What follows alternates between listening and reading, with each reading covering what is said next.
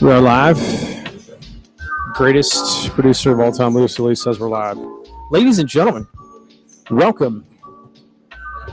Welcome to Seguin, Texas, where the Seguin Rouge is about to rock the party with the incoming Baton Rouge Rougarou. If you don't know what a Rougarou is, check out their website, but even better, do some Googling. It's a pretty fun read. Did it last year. Is it myth? Is it real? Swamp monster meant to scare children? It's more than that. Check out what a Rougarou is. But that's who's in town. Then Rougarou got some ball players on there. Set the table for you. What's going on? Rougarou. There's a Rouge record. They're near 5. Everybody's near 500 if they're not leading. The Rouge on top? Check later. But I can tell you, everybody in the league's cruising along a few games back if they're not on top of the league. And the Stars have found ourselves again 4-14. And this is the point last year where I went full sabermetric nerdery looking at the numbers.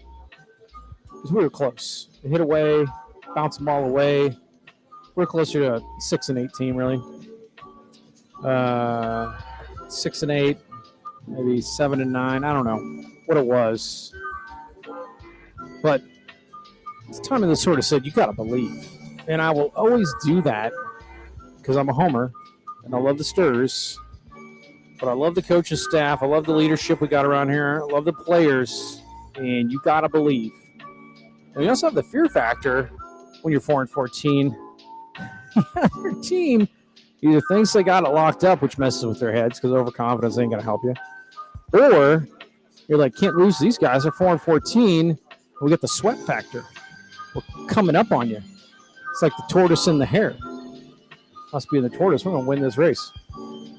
Pulled the same start last year, and second half turned into a miracle playoff run, turned into a championship. I don't think, my understanding of the baseball gods, you can expect that particular recipe, especially since we've been in we're now going on our third year.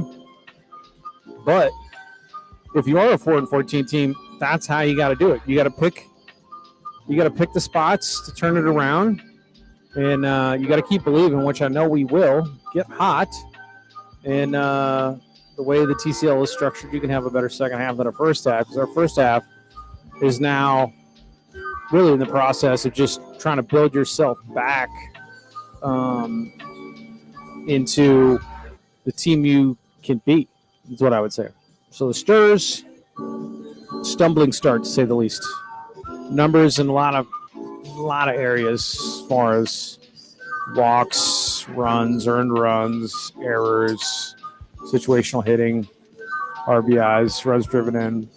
Everything looks bad for us right now, but that's not who these guys are. These guys are fighters, and if you got Tony Perez at the helm of your ship going through the Bermuda Triangle, let me tell you who's going to come out of the other side of that. Tony Perez and the Seguin River Monsters. All right, let's do some lineups. It is fireworks night, so you're going to get weird. Come down to Smokey Joe Williams. All right. Rougarou visiting Baton Rouge. Rougarou. Leading off playing center field, Zebra Ruddle. Let me get my little... Try to clear all names, and we totally confused ourselves. Ruddle is what we think it is. Monroe, Louisiana goes to LSU. Josh Shelley, forever an offensive force in this league. He's a sophomore out of Houma, Louisiana, going to Lurleen B. Wallace. He's playing shortstop and batting in the 2-hole. Batting in the 3-hole, Parker Coley. The 3-hole hitter for the Rougarou. Coley is a sophomore out of Sterlington, Louisiana. He goes to Southeastern Louisiana. He'll be out in left field tonight. Batting 4, playing third base, Lane Hutchinson. Mr. Hutchinson, a junior out of Baton Rouge, Louisiana, goes to the great last year national champions Angelo State. And you've got Mr. Clayton Pouchot. Mr. Clayton Pouchot, whose name we did clear. The catcher tonight, he's batting 5th. Mr. Pouchot out of Livonia, Louisiana, going to Louisiana Lafayette, which I believe is a Cajuns. And he's got the name for it, let me tell you. Batting in the 6th hole, playing first base tonight for the Rouge is Mason Ruiz. Mason Ruiz, sophomore. 6 foot, 230 pounder. I like that. Bats lefty out of Bryan, Texas, going to Grayson College. Batting in the 7th hole, playing right field, Kane Galvan. Mr. Galvan, sophomore, 5'11", 200 out of Sinton, Texas, goes to Tyler Junior College. Batting in the 8th hole, designated hit tonight for the Rouge, Reagan James. Ronald Reagan. What a man. And an actor if you like those movies. Like the great communicator, they called him. Reagan James, he's a freshman, 5'11", 165 out of Angleton, Texas, goes to Alvin Community College. He's the designated hitter tonight. And then back 9th, Zion Stevens is a freshman, 6 foot, 175 out of Missouri City, Texas, going to Allen Christian University. That's the lineup there for the Rouge on the bump tonight. Number 24, Cameron Hardebeck. Hardebeck, 6'4", 240. Good Lord. That's a big old Texan right there. Hardebeck, 6'4", 240 sophomore out of Texas City, Texas. That's about as Texas you can get. Goes to Galveston College, where the great great Hector Rodriguez. I heard we're getting right Hector pretty soon. To Galveston. A lot of good baseball at Galveston. So that's your visiting Rouge group. For your hometown, Seguin River Monsters. Reigning champions. Don't you forget it with a 4-14 record. Come out of the smoke. The smoke clears. We'll see what happens. Is it more magic? Playing center field. Pride of Van Alstyne, Texas. Number 24, Dakota Laserbeams Howard. Batting in the 2 hole. The man who carries a big stick. The Texas State Bobcat. The natural Rashawn Galloway. Batting 2 hole. He is the designated hitter tonight. Batting in 3 hole out of San Diego, California. Number 40, Patrick McClellan. McClellan playing second base, batting 3rd. In the 4 hole, we've got 2 hammers. And this is the Logan, the Wolverine hammer. Number 26, Logan Ham playing left field, batting cleanup tonight. The hammer. Logan's out of Bridge City, Texas. This is a Lamar University. Happy to have him. He's making an impact instantaneously. Batting in the 5 hole, playing first base out of Amarillo College. The one, the only David Destructor of Baseball's De Hoyos. Batting 6th, playing right field tonight. Number 34, Colin Carrejo. Freshman, 6'4", 200 out of Georgetown, Texas. A UTSA Roadrunner. Batting 5th, the other hammer. The hammer, Hunter Ham, number 44. Batting in the 7 hole, playing 3rd base. What a legend, the hammer. And then, now we're getting to the Munkaroos. Batting 8 hole, behind the plate.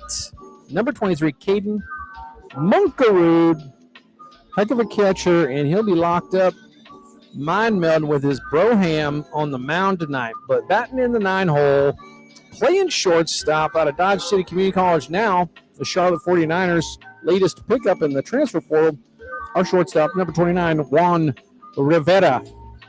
On the bump tonight, the legend, the winning pitcher of the championship game in the transfer portal. If you need an awesome arm and a better person and just magic, you're looking for magic, number 8, Jackson Munkarood. That's your stirs tonight. Look at these umpires before I completely dress them down for 9 innings for total incompetence because I'm shallow and unprofessional. I kid. We'll see how they do. We'll see how the zone goes tonight. Rouge in town, as I call them, the Rouge. Cruised in from Baton Rouge.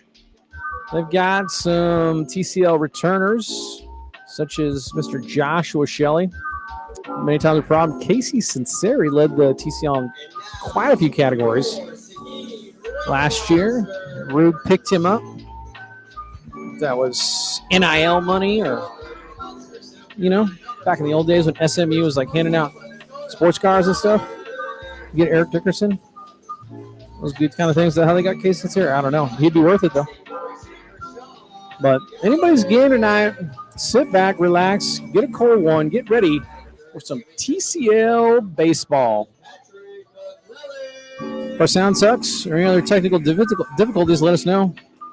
Find me at on the Twitter X, what have you, at BMB_baseball. Shout outs to Dutch Chattahoochee, Mr. Nakatomi. Scouting in Osaka, Japan. Bonnie, the Mo Jorgen. Jake, MIL the Hatbilly. All the rest of the fam that ever had anything to do with us. Appreciate the support for Seguin River Monsters. All the folks out there, parents of the Seguin River Monsters who check in from time to time. I saw Luke Carroll's dad might have been a Twitter follow. Well-established professor. Impressed. Who's the other? Baseball and horses? Nicest compliment I ever got on Twitter. But we get still on the broadcasts. Keep it interesting. All right, sit tight. Get ready for them greatest song you'll ever hear. National anthem.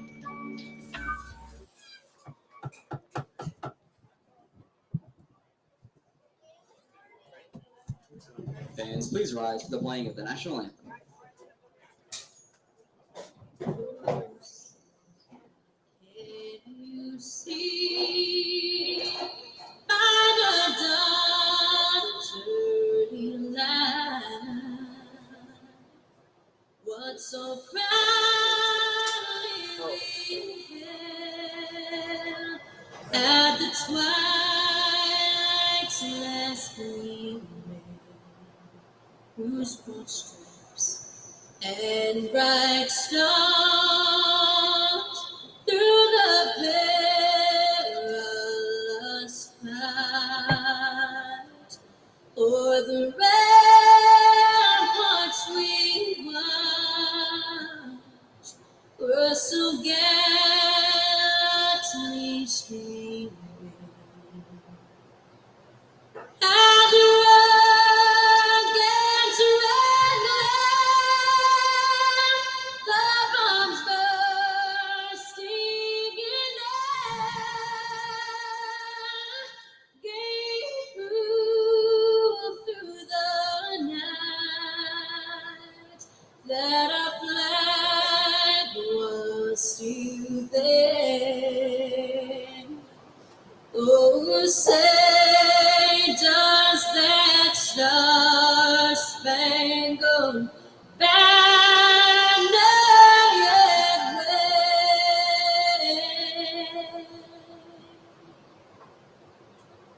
o'er the land of the free and the home of the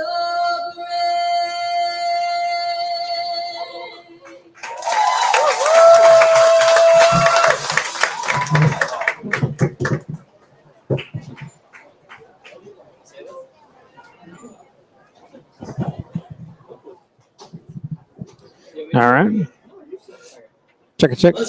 Audio check right there. I gotta have it up so loud so I can at least hear myself in my cut rate headphones.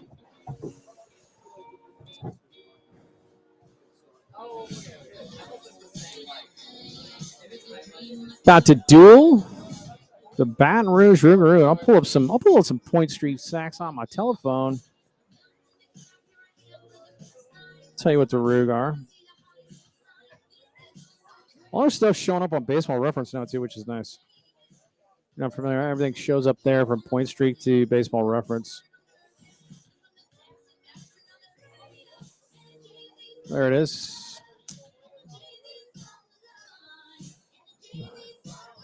See Jackson getting warming up. See a little background music.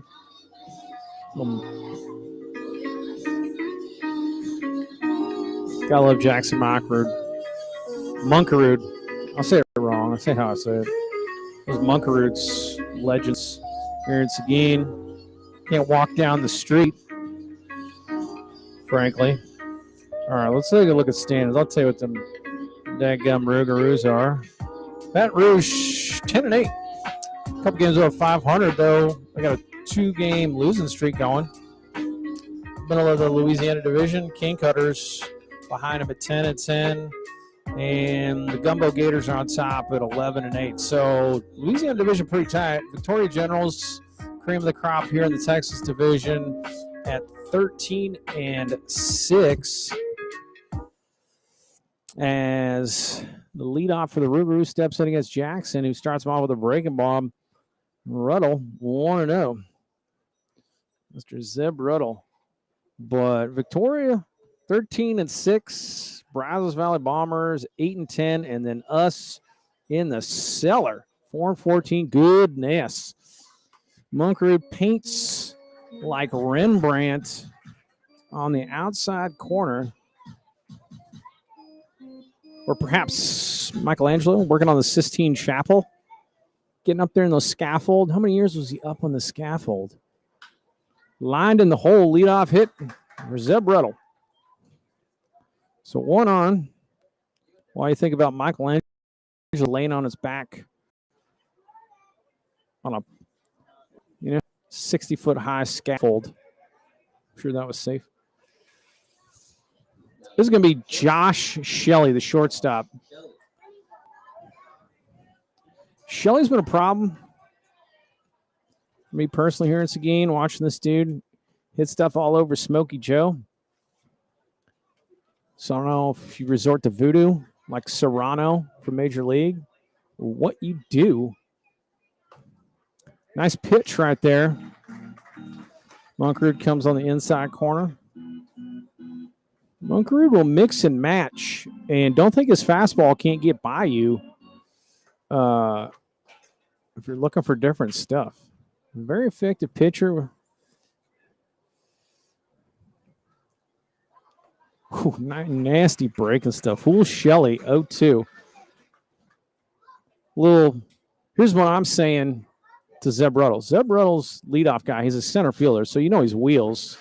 I don't know how much I'll look up the Rougarous stolen base stats, but Ruddle's got the oven mitt. Oh, he wrapped it up. He had the oven mitt, but he had like the Velcro strap dangling all the way down to the ground. Nasty breaking pitch, but it gets away from. And so Ruddle's going to make it to third. We have tons of foul behind the plate, and Caden did not see where that went. And Ruddle advances on the pass ball. But Ruddle had the little Velcro from the oven mitt hanging down. I was like, going to be very aerodynamic. Aerodynamics matter when stealing bases. I don't know if that's true, but, put somebody in a wind tunnel. 1-2 now to Shelley. Monkerud delivers, gets in on his hand. Big old hop over to Hunter Ham on to first, and they get Shelley by a step. That's going to be an RBI. So 1 down. And just like that, leadoff man aboard, leadoff man scores. Talk to John Shelby in Game 4 of the 1988 NLCS. You want to talk about leadoff man getting aboard. All right. 1 down, 1 run in. This is going to be Parker Coley is what we're saying. Left fielder for the Rougarous.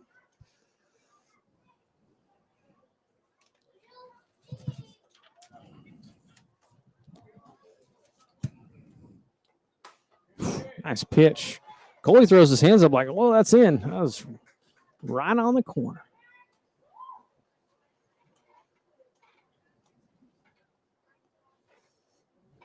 Jackson out of the full wine with nobody on. Tries outside corner. Coley's a sophomore out of Sterlington, Louisiana. Southeastern Louisiana University.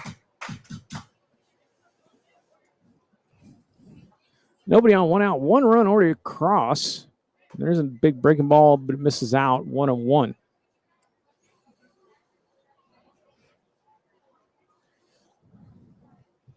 Take a look at team stats. I'll tell you about all those Rougarou. Oh, you got that up?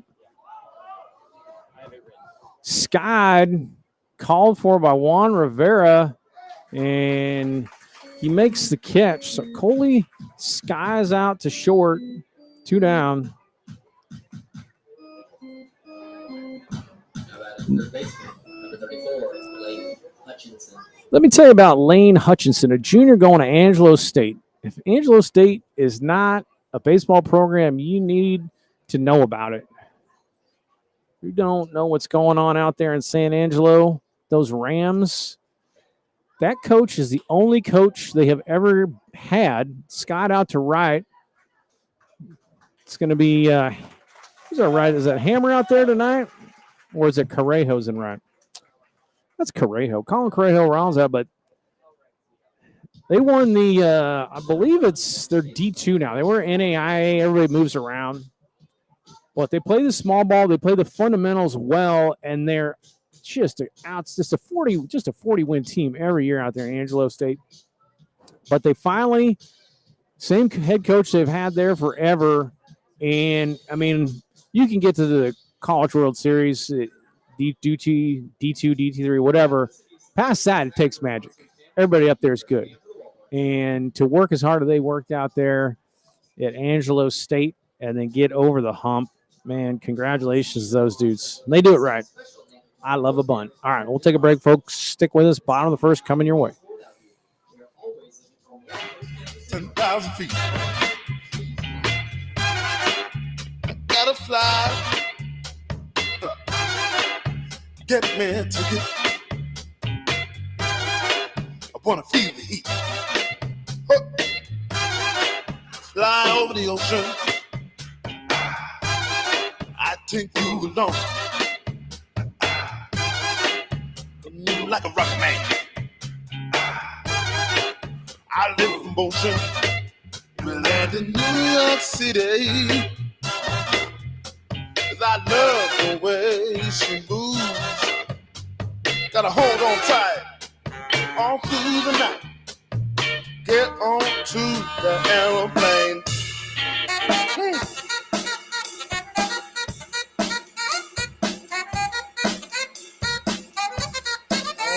That's right.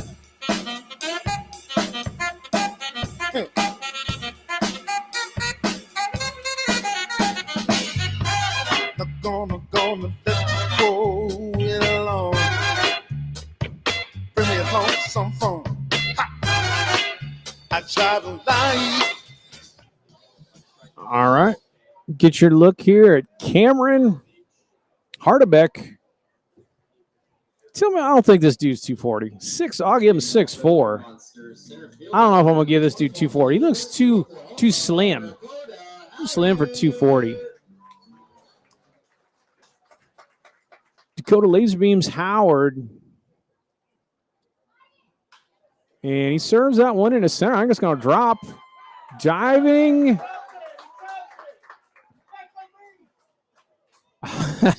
Okay.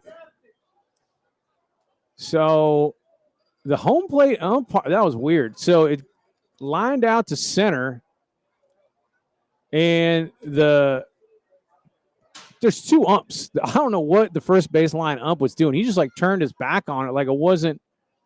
And then the home plate ump runs out and throws up his fist like it's an out. And the dude on first was like, no, dude, that's a hit. I'm just checking the play at first. They're conferring on it. They're going to say, holy.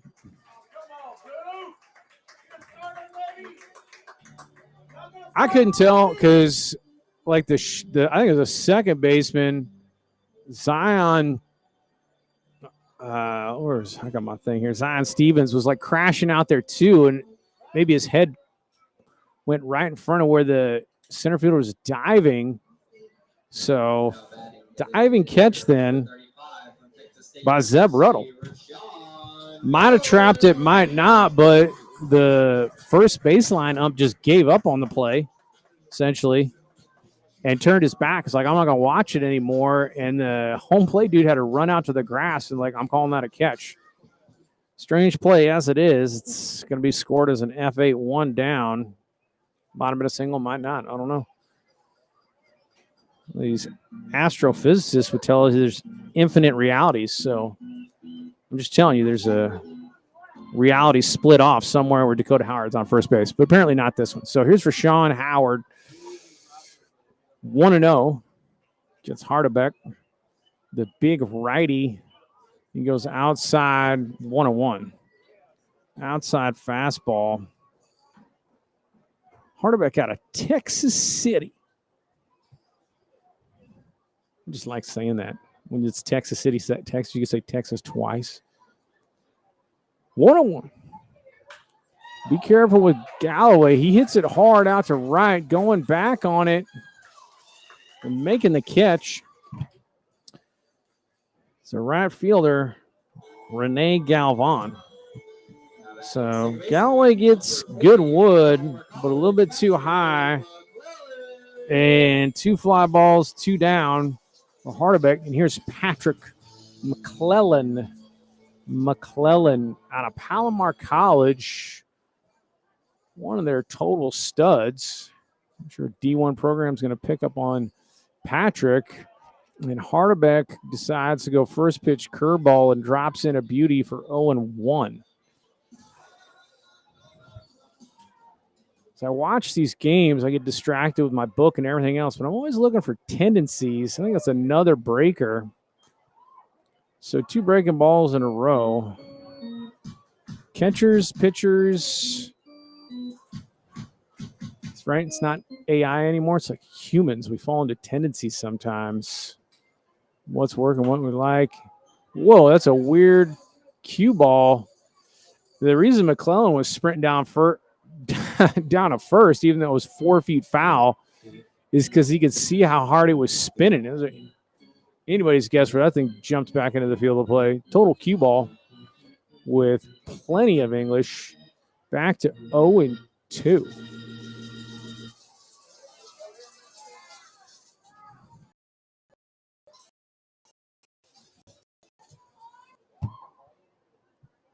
Hard line guy. Always love to see that.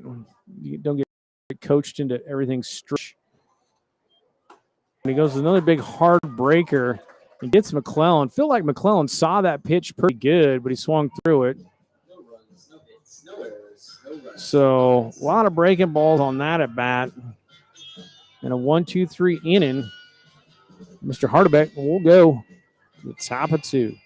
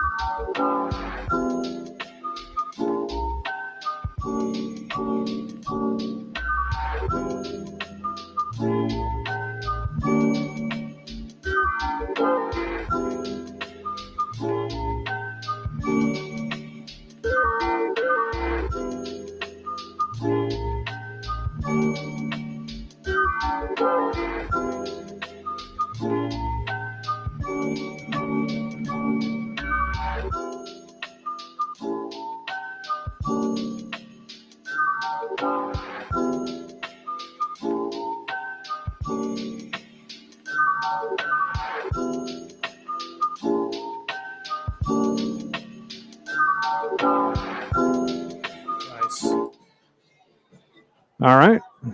Top of 2 for the Rougaroo. This will be Clayton Pouchot. If you're looking at team stats, us and Baton Rouge are actually near the bottom of the league in a number of categories, but the big difference for us is we are dead last in base and balls, which kills your on-base percentage and run scoring opportunities. And even though the Rouge have less hits than us, they've got like 30 more RBIs almost. So situational hitting, something I think is going to turn around for us. We'll see. 1-1. Jackson Moncrude to Pouchot. Nice breaking ball there. Pouchot wanted to offer, but he held up. 2-1. And when you're 4-14, I maintain that's when you got to get weird. That's when you get the Vegematic haircut. You go mohawking it. Let your friends cut your hair. That's foul out of play. If you have any weird rituals before the game, switch it up. Switch up what you're eating. Switch up the route you drive to the ballpark in. Start changing stuff.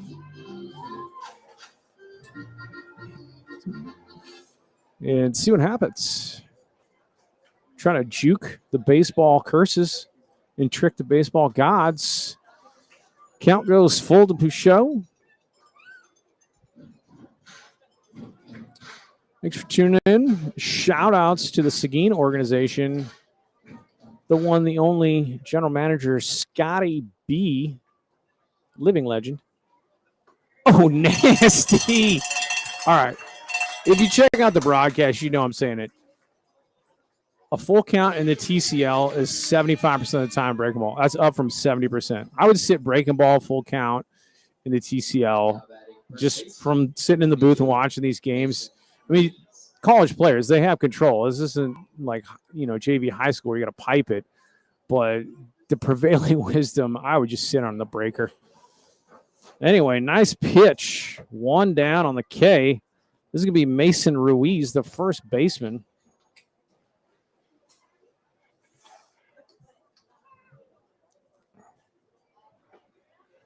Mason Ruiz listed at 6'2".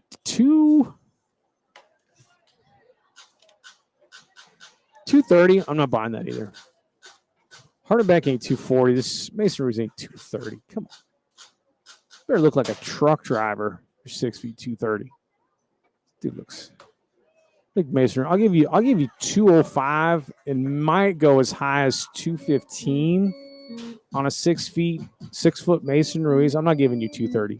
2-1. Moncrude works, goes down and in, back foot. I don't know if that hit his toe. Is that what they're calling that, dead ball?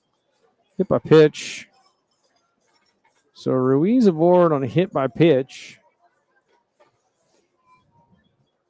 Strolling up to the plate is a right fielder with high socks above the knee, Rene Galvan. Galvan or Galvin, however you want to do it. Like a Newport High School, Jessica Galvin. Amazing.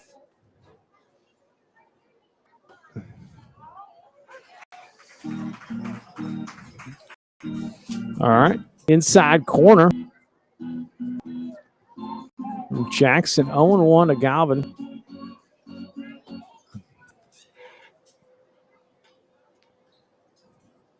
No lead to speak about there. First with Ruiz. The lefty up. Personally, you're happy just to keep him there. Open up that right side.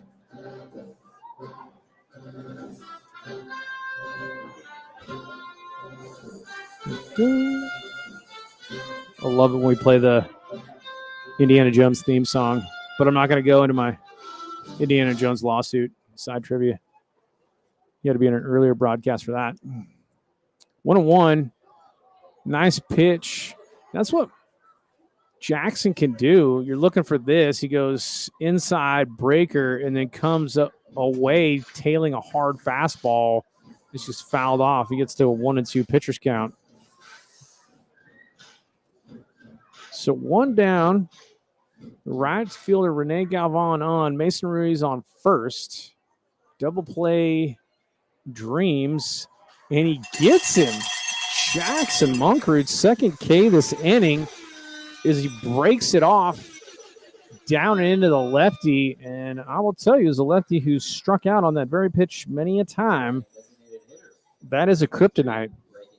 In fact, Mattingly knew that it was such a kryptonite that most of he just spent ages in the cage working on a hard right-handed breaker down and in on the back foot. Just nothing but that. Bounce. Caden blocked it up, but didn't see where it bounced to. It's a pretty good base running read by Ruiz as he advances to second.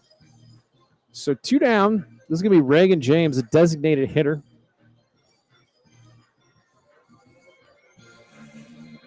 Reagan James, only a freshman, 5'11", 185, out of Angleton, Texas, goes to Alvin Community College.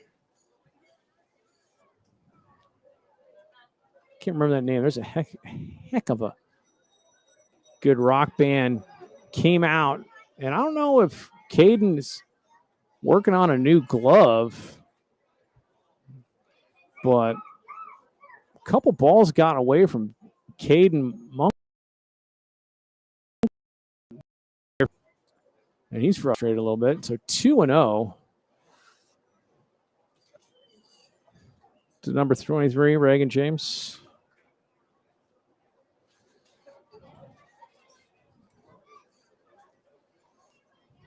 Alvin. What was the rock band that came from Alvin? They had one big hit about, I was in college then. It's like the late 90s, I'm saying.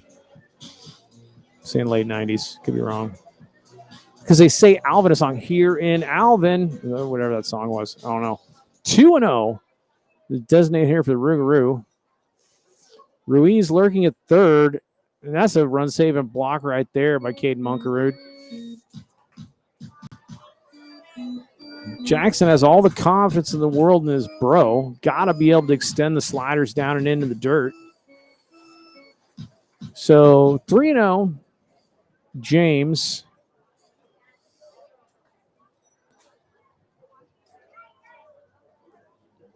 Strike here. That's my strike call. Hirak. 3-1. Still coming back.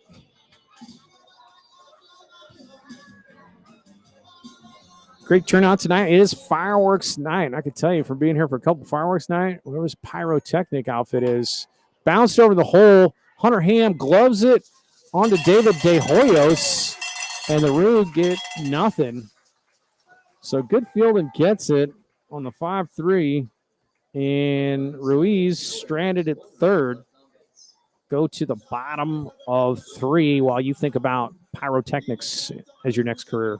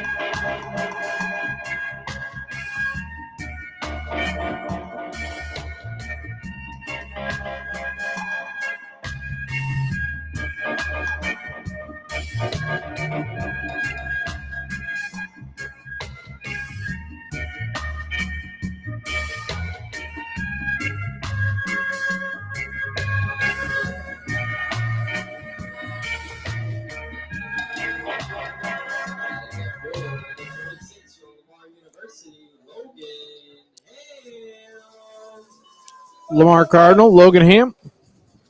Been a fine addition to the Seguin River Monsters. Get my sound up low. Oh, there he is. Starts us off with a hit. So Logan Ham doing Logan Ham things. Is he made out of adamantium like Logan Stockton? We've got some daggone good Logans here in this game. Must you name your next child Logan? Yeah, that's what I'm saying. Adding first baseman number 15 from Amarillo College, David Hoyos.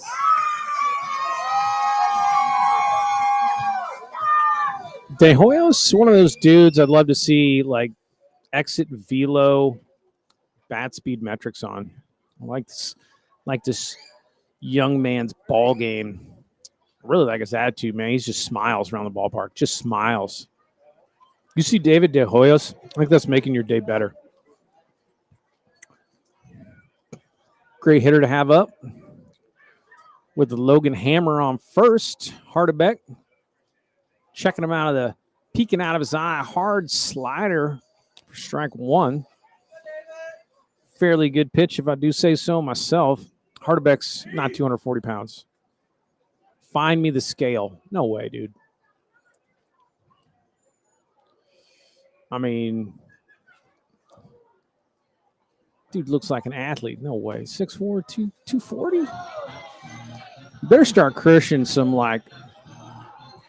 Bush beer. Not the Bush Light either. The regular. You can get to 240. 0-2 to De Hoyos. I'm not saying do that, but I'm saying sit up in a deer blind and do that if you're 6'4". You get 240, and I'll show you what that looks like. And then I'll put that picture side by side with Hardebeck. It's not breaking ball, but it was up. De Hoyos almost had to protect there. That's what I call the Jedi mind trick breaking ball. Let me tell you about that. That's actually a good pitch to the hitter.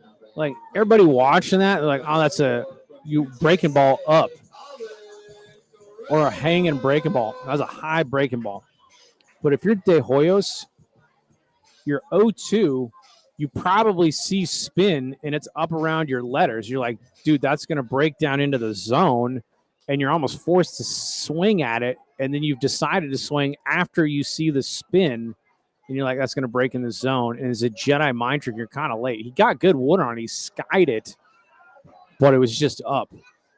I'm telling you, 0-2 pitch, a bad breaking ball that just kind of stays up around your letters. Unless tomahawks, it's actually just an out pitch. And then another conversation. This is going to be Colin Carejo, our right fielder. Recently activated freshman out of Georgetown, Texas, a UTSA Roadrunner. Forever Root Roadrunners.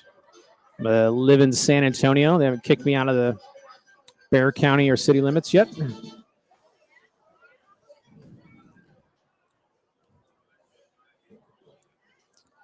But here's what I think about a bad breaking ball with two strikes that's up in the zone and stays up in the zone. Do a little research on a pitch called the gyro ball. C.J. Wilson for the Rangers actually learned how to throw that pitch. Comes out of Japan. And these dudes have this crazy teaching tool. It's like an oil can, like sliced in half. So it's just like a hoop ring, and you practice like gliding it down the batting cage as you're throwing it to get this sort of football spiral spin on the ball. So to the hitter, you see like the side-to-side, like slider-type spin, but it never breaks. And C.J. Wilson's take on the gyro ball was it's an optical illusion, essentially. And I see the Godfather, Mike G, stepping in. Here's Mikey G, the legend.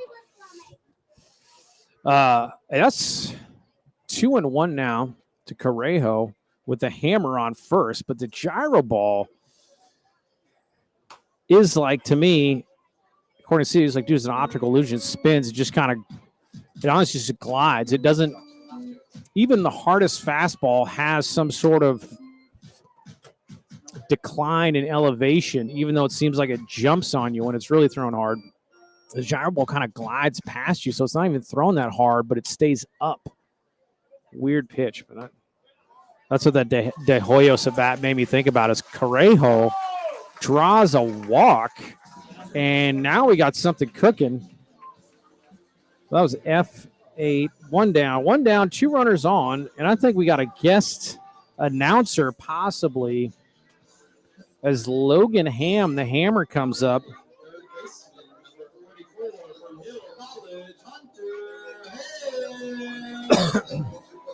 Hunter Ham, freshman, number 44, Hill College. Big dude. Ham's all of 6'4". And here's Hardebeck. But Royalty in the box right now. Hardebeck inside, almost gets Jersey 1-0. Be nice for the Sturs to get one back here.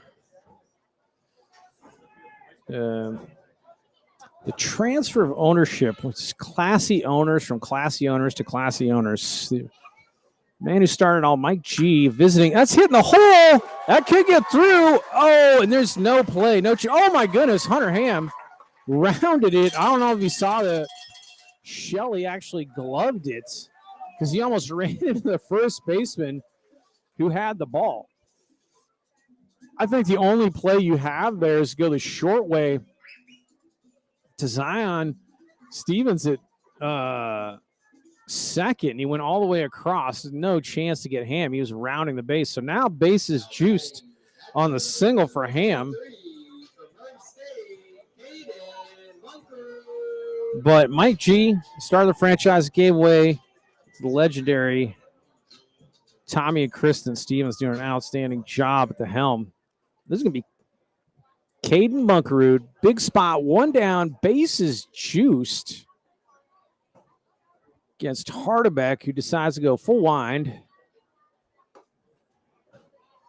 That's down 1-0. Big spot here for the Sturs. These are the kind of RBI spots where we got to cash in and get our team RBI numbers up. And that's going to be a fastball in the inside corner, 1-1.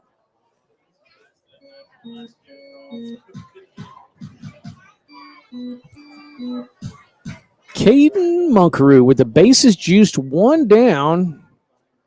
Ooh, pretty good hack on a Hardebeck breaking ball. 1-2.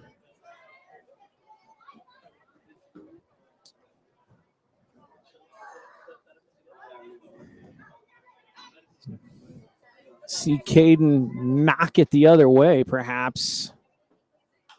And he skies it. I don't know if that's going to be deep enough. Could be. Very shallow, and I don't know. He stumbled on that. So Parker Coley not deep enough to score the run. And Coley stumbles catching it. 2 down. Juan Rivera. Juan Rivera, Dodge City Community College, just transferred to Charlotte. He'll be a 49er in the American Athletic Conference. The UTSA Roadrunners. And here he is facing Hardebeck, and that's up and in. Rivera, a selective hitter, doesn't chase much, high walk rate. So you got to come to him, and he hits. So very dangerous guy in the 9 hole, and bounces it foul, 1-1.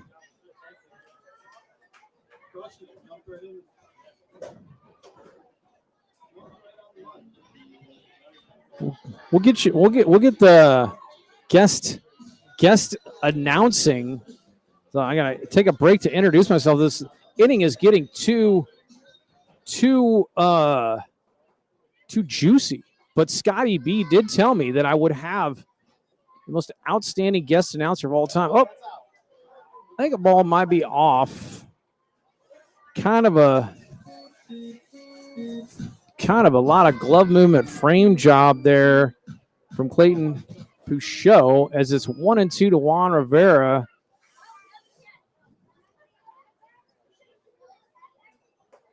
Nope. Doesn't give him that frame job. That was low. So it's 2-2 now to Rivera. Pouchot trying to do these are not the droids you're looking for, a Jedi mind trick with this massive stab framing. Hardebeck to Rivera. Breaking ball. Flared out. And doggone it, we leave the bases loaded. So I'm going to turn off the mic, scream a little bit. We'll go to the top of 3.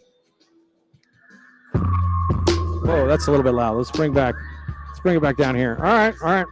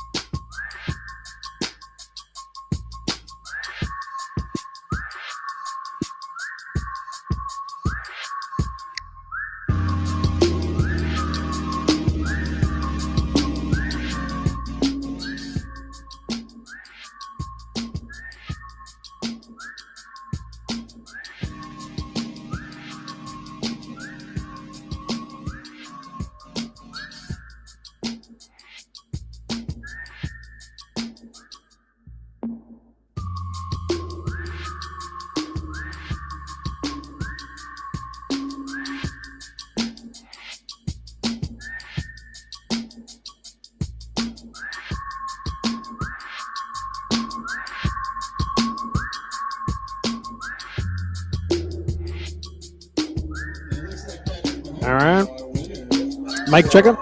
We're back. Back. All right. I guess good luck to have Mikey G in the booth. This will be Zion Stevens, the second baseman for the Rouge. We leave the bases loaded. I took an axe handle and smashed the side view mirror off my Toyota Sienna. That made me feel a lot better about that. And we're in the top of the third. Mr. Stevens, freshman out of Missouri City, Texas, is the Abilene Christian. I can tell you everything the world there is to know about Abilene. For a while, back in the 90s, was the absolute mecca of barbecue. The mecca. Nice breaking ball from Jackson Munkerud. And it all began with a place called Harold's. Harold's Barbecue no longer exists, sadly. Harold Christian, his wife Drusilla, ran that for a long time. And, man, that was it. That was the standard by which I grade all barbecue. 0-2, and leaves the 0-2 pitch where Stevens can get to it. And he does. So 2-strike single by the 9-hole, and Stevens is aboard. But you had Ronnie Ingalls. Ronnie Ingalls is where you go for the ribs. And then you had Harold's, Betsy Rose's. And I tell you what, if you couldn't bring A-game barbecue in Abilene, your place was going to last about a month. Before everybody in town was like, dude, why would we go to someplace new? We got all this. But Harold's Barbecue, man. Whew. Rest in peace, Harold Christian. Bounced in the dirt. 1-0. This is going to be Zeb Riddell, the center fielder.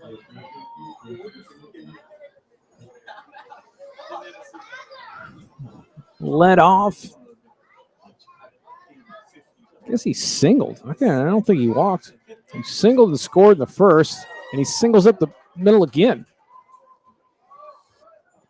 And Howard back throws Stevens. It's a good idea as he takes a big wide turn. So back-to-back singles, and the Rougarou First and second with nobody down. Prime triple play territory. And now you got Josh Shelley.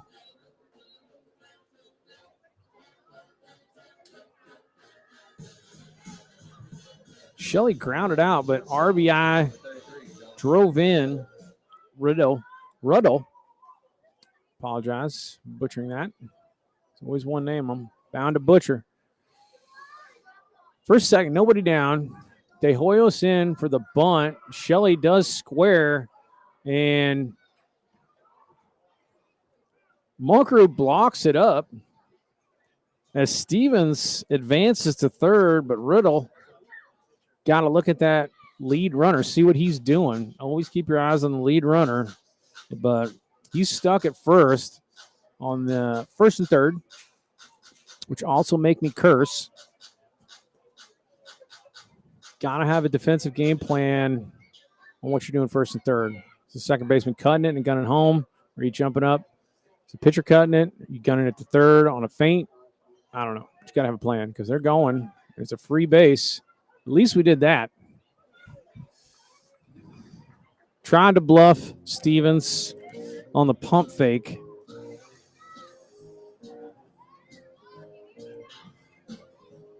See Joey Ruiz, Whit Joyce, and Cade Munkerud work with the middle infielders on the game plan for first and thirds. 1-1 because it's killing us. So Ruddle with the foul off. So what's that? 1-2, 1-1. It's 1-2 actually. I think the one down. The stolen base was a strike. Yeah, 1-2. 1-2 to Shelley. Nobody down.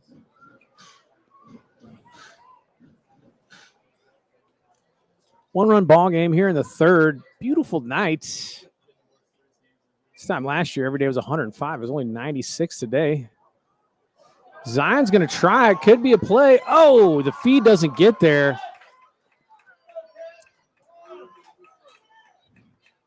Honestly, I think Jackson was there in time. If you could feed him, you might have a tag play. They didn't go far enough.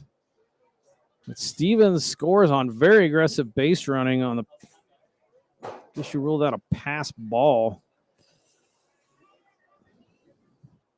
And it's going to be 2-2 to Shelley. And Zeb Ruddle moves up to third. So 2-0. Rougarou threatening here with the third run looking at third. Nobody out. Let's start striking people out or keep the ball in the infield. Issues keeping Ruddle sanctioned to third. 2-2. No, it's full count, right? That's bouncer. 3-2, full count. So full count to Shelley. Turnstile. Theories say it'll be a breaking ball, and he grounds it over to Juan Rivera, who gobbles it up and on at first, but it's another Shelley RBI. Another Shelley RBI ground ball in the 6-3. One down. That scores Ruddle. 2 runs come in. We got 1 down. Bases are all cleared now. This is going to be Parker Coley, the left fielder. Coley popped out to the shortstop his last time up.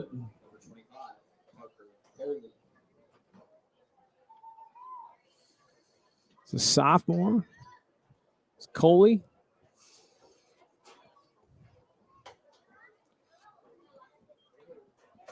Different wood bats. Guys college dudes get a swing with the wood. I would be like Coley. I would prefer the more natural wood grain. So you could go all George Brett with the pine tar. Doggone. He took a Mickey Tettleton hack on that. He slammed himself in the back on that fall through. 1-1. But yeah, I go buck wild with a pine tar. That's the fun of it. Whoo, Jackson Munkerud reaching into the trash can, pulling out some filth. 1-2. Got something dirty out of there. What happened?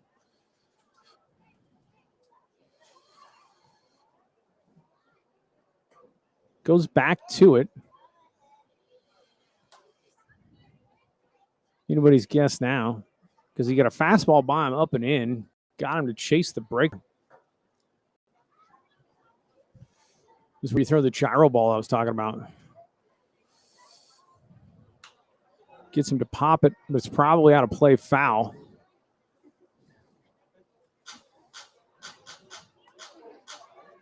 Teach the gyro ball. Some place in California, I think, just exclusively teaches the knuckleball, which is sweet. Teach that knuckler. Crazy pitches out there. Whatever works. Forkballs. Spitballs. Spitball's an interesting one because they outlawed it, but there's a handful of pitchers in Major League Baseball who's like, dude, I made my career off the outside. Caden tried to frame it. So count goes full to Mr. Coley. But these spitballers, even though the pitch was outlawed, guys that were known spitball pitchers were grandfathered in. They said, you guys can still throw it because your career is built on it. I think that's hilarious.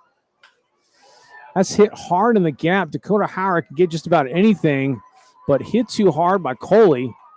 And he's on his horse, and he's thinking three. He's not even looking. There's going to be a play. Oh, very close. That ball's down in there where you get the tag on him. So Coley with a one-out triple. He decided between first and second, I'm going for three, and I'm not looking up. So he just gets on his horse. Is that Secretariat? Who's that big long shot that won? What a funny name. Seattle Slew? That wasn't it. That wasn't the long shot. This big long shot won the Derby a few years ago. Start whipping them. What's P to say about that? Those thoroughbreds. Start whipping them. Making them fly. Those last few furloughs. That's what Coley was. He was on his horse. Infield now in with one down. This is going to be Lane Hutchinson. Angelo State Ram. Them Rams. I don't know what the barbecue's doing in San Angelo. I haven't been down there. Abilene. Whew. A lot of years eating Harold's barbecue. My day. Grounded, backhanded. Ham tries to tag him. They're not going to. Oh, he gets him by a step at first. I thought he lost too much time trying to reach over and get Coley. Coley was almost caught off, so Ham took a couple, not one jab step, but a couple steps and reached out for the tag. He was like, oh, I didn't get him. He's back. Let me gun it the first. I thought, no way there's enough time, but he gets it. So Hutchinson, 2 down, goes down on the 5-3 by Hunter Ham. Nice play. And this is going to be Clayton Pouchot. Raging Cajun. Outstanding program there. Cool field. Piney trees all around. I will say one thing about Louisiana Lafayette. One of the funniest home run trots I've ever personally witnessed happened in that field. And I will tell you about it after this pitch. That was a pretty good looking pitch by Jackson Monkerin on the inside corner. They say it missed to Pouchot. Brett Stafford, where are you, dude? I don't know, but I played JUCO with this guy. He was a Louisiana guy. We had a couple Louisiana dudes up in this California JUCO in Lassen. And bounced over to Hunter Ham. Takes it on a candy hop, and he airmails it. And that sends in a run. Could have been out of it, but Coley scores. So that's an unearned run on the E5, and Pouchot down to second.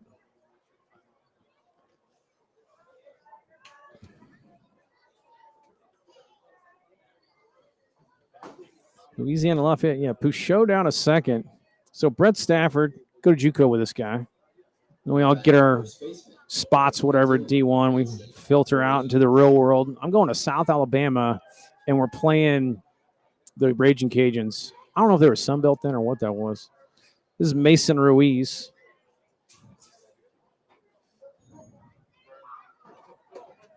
Nice pitch outside corner for a strike from Jackson Monkerud. So, old JUCO buddies, I said, like, what's up to Stafford before and after the game, but he's batting. And he's not that big of a lefty, but he has a pop. Maybe like a 5'10" dude. But big whip on his swing. Oh, my God. Jam shot.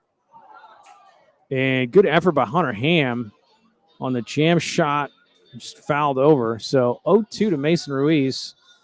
Anyway, as the story goes, Stafford whips one, totally gets into it, crushes it up into the pine trees, just skies it. And so I think the entire dugout, we're the first base dugout, we're just following the ball up into the sky and into the pine trees. We're not watching what Stafford's doing. When it hits the trees, we look back to see where he is. That's skied out, but I think it's going to be playable. And the catch is made by Logan Ham, and that'll do it, and I'll finish the story.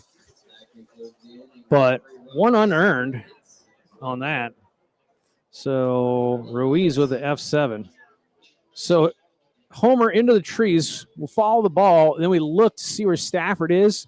He has walked or trotted hardly any towards first base. He's right over in front of the first base dugout. I'm talking like 2 feet. Like you could touch him. And he's just standing there admiring the ball. So we looked, we're like, holy smoke, the dude's right here. They were so pissed.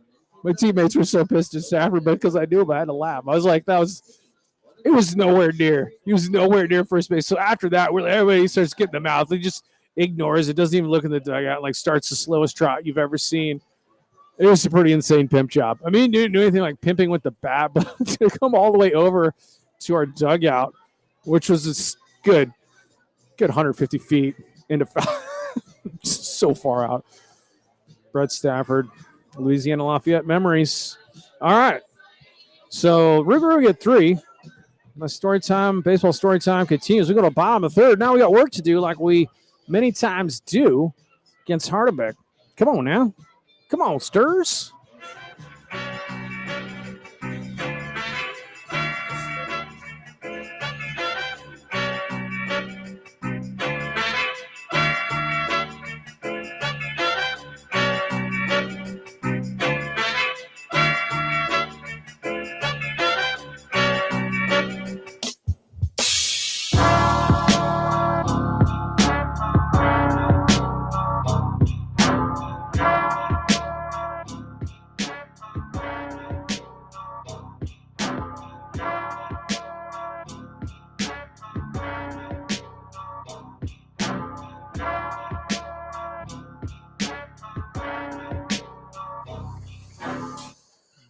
Dakota, the Lazy Show, Howard, leading us off against Hardebeck. Crushes that one out to right. Going back and making the catch on the track is Rene Galvan. So Howard gives it a ride. But it's an F9, 1 down. No qualms with that. Don't get cheated. Nice hack. It's a couple feet from being in the mountains of bark for a ding-dong. Sean Galloway flew out to right. Pretty good wood on it.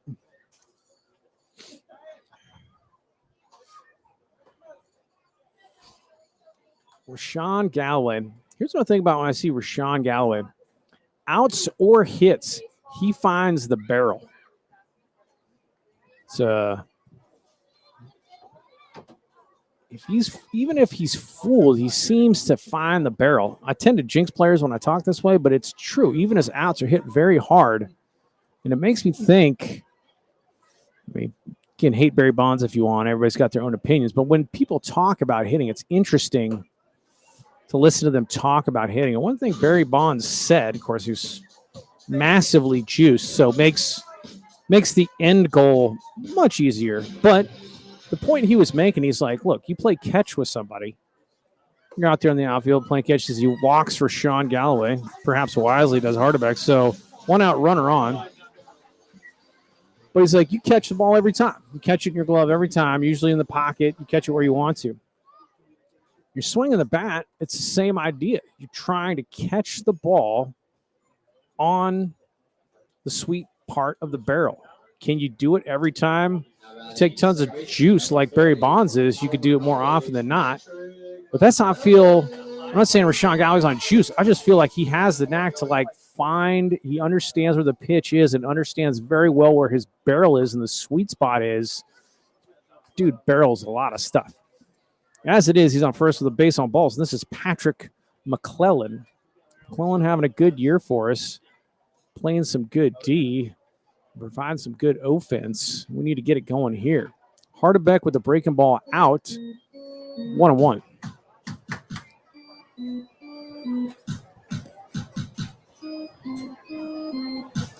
And I'm still probably butchering the Rougaroo's names, but I went down and talked to their skipper, Mr. James Dillard. Very classy, had all the time in the world. Talk to me, make sure I was getting pronunciations right, that I'm still probably messing up.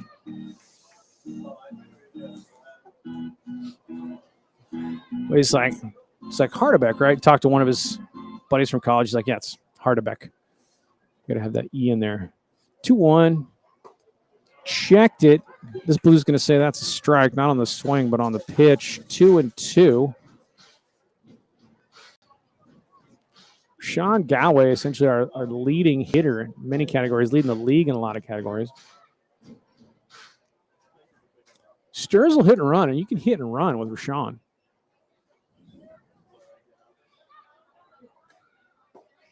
And that breaking ball from Hardebeck gets McClellan 2 down. Other baseball topicry, besides my wild stories, rest in peace, Willie Mays.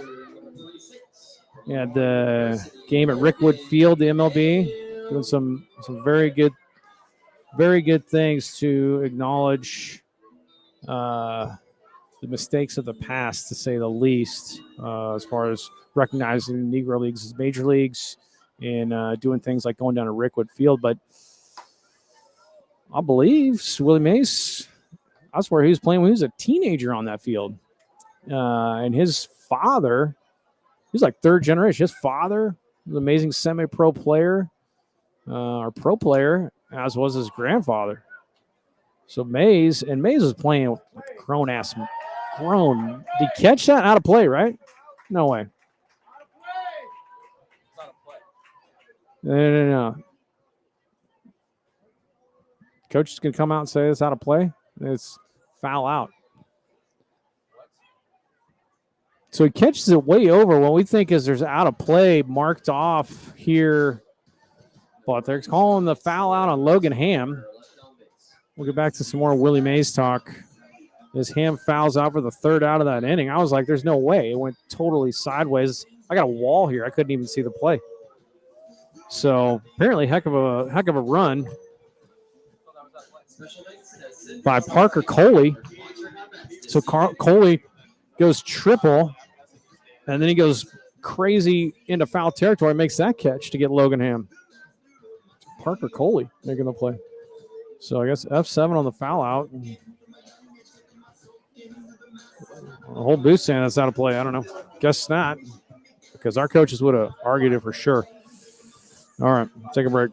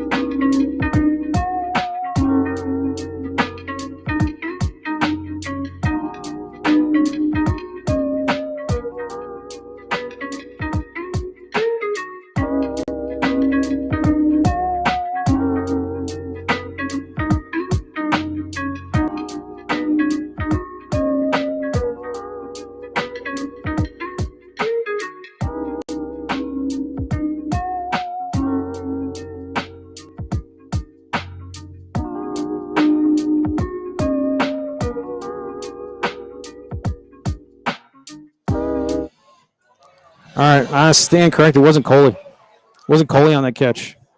Give Coley credit for many, many things. That was Hutchinson. Lane Hutchinson went into no man's land. Apparently made that catch. So F5 then. So you're going to score that. Your book for the third inning.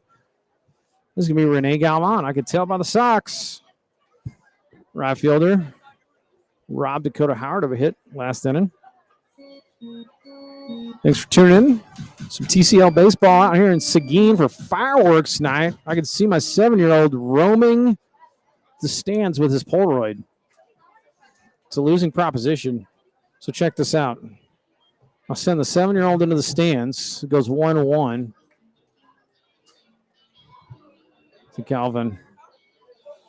I'll send the 7-year-old in the stands with a Polaroid camera. He's like, dude, take pictures of people if they want a picture. Say, hey, it's $3. Because let me tell you about Polaroid film, it's crazy expensive. It's almost $225 just getting it out of Walmart. And there's only 8 shots in the pack you stuff in. Bounced foul, goes 2-2. Munkerud works it in on his hands. And so if Polaroid's that expensive and I'm sending the 7-year-old to take pictures, sometimes he comes back with a wad of cash. It never adds up to how much we spend on film, but it keeps him active. I don't know if it's making him entrepreneurial. Nasty backdoor. Galvan, no question about it. Caden jumps up on the reverse froze pizza. The Red Barons froze pizza on that one. One down. Hitter, number 23, Reagan James. Reagan James, number 23, working a pretty solid sock game. Grounded to third, his first at bat. And he'll go against Munker. He hasn't pitched back because honestly, it's the E5 on the airmail throw. And a couple of these RBIs have been like the first one, runners on third because we got past balls. I don't think Munker's been that bad. Down 4-zip as it is in the top of the fourth.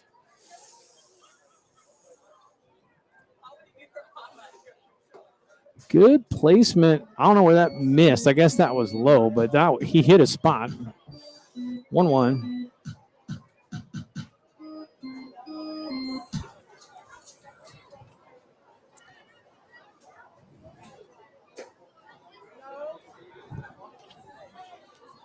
Shout out to a first-year player that Austin Strassner reminded me of, and he hit me up with his name before I had time to think about it. And it's been 2 years, and you think about like the 60-plus guys that rotate through ours, like 122s. I'm filtering through, but he's like, remember Evan Maldonado? And at the time, I was like, yeah, I think so. But I looked him up to remind myself. And if Evan Maldonado's out there, what's up, dude? You were awesome. I loved Evan Maldonado. He was player of the game a couple times, and a heck of a dude.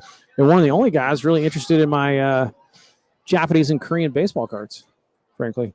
2-2 now to James. Munkerud works a breaking ball, cutting in on his hands. The only thing you can do with that is bounce a foul. And that's what James does. 2-2, one down.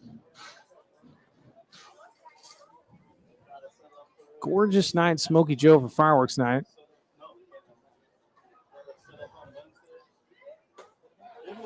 Oh, my goodness gracious. 2 frozen pizzas. That is a Red Barons because they come 2 in a pack. They come 2 in a pack, those frozen pizzas. And that's what Jackson Munkerud does as we go to Zion Stevens. Stevens got a drive right up the middle, but he was 0-2. Missouri City. Proud of Missouri City. Zion Stevens goes to Abilene Christian. Let me tell you, that's a heck of a university.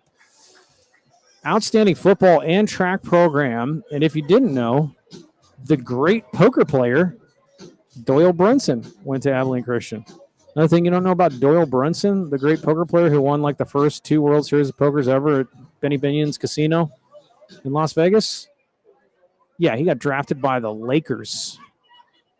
The NBA Lakers, the poker player did. Crazy. Abilene Christian stories. And even it wasn't the LA Lakers, it was like the Minnesota Lakers. That's how old Doyle Brunson was. Apparently he was an insane athlete, but had to get a real job somewhere in Fort Worth. And he realized he was making so much money playing poker that he didn't need that real job anymore. But nice breaking ball from Jackson Monkrud. Old Doyle Brunson is Abilene Christian alum. Now they got Zion Stevens. Fine ball player. Be careful now. We had him 0-2 last time. He lined one up the middle. Now we got him 1-2. Extend the slider in the dirt. Ooh, that's a good 1-2 pitch. That's what I'm talking about. I'm fine with that. Now you turn over the fastball, try to give it a little run. Back in on the hands. Steven chokes about an inch on the bat. And he gives him the breaking ball, and Monkrud, for any coaches watching, he is in the transfer portal, and he just struck out the side with some filth. All right, Stirs, let's go with the rally song. Let's get it going. 10,000 feet. I gotta fly. Get me a ticket. I wanna feel the heat. Fly over the ocean. I take you along. Move like a rocket man. I live in motion. We land in New York City.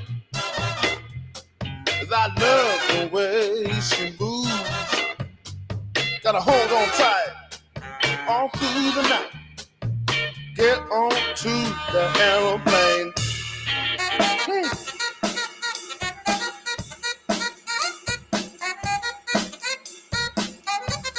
Oh, that's right.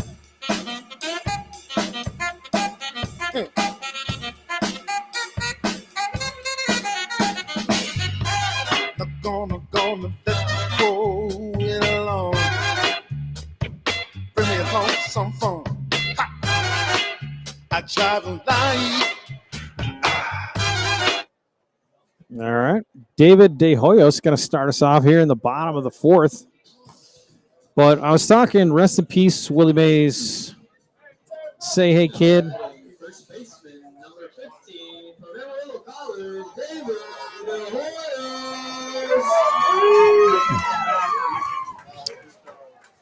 And if you got time, of course, it's always fun to go back. I mean, you can look at all the numbers you want, but go back and try and find the old video of Willie Mays is good. Oh, De Hoyos puts a charge into this one. Out to left. Does it stay in fair? It's gone. David De Hoyos. Ding dong. David De Hoyos gets us on the board with authority. Woo!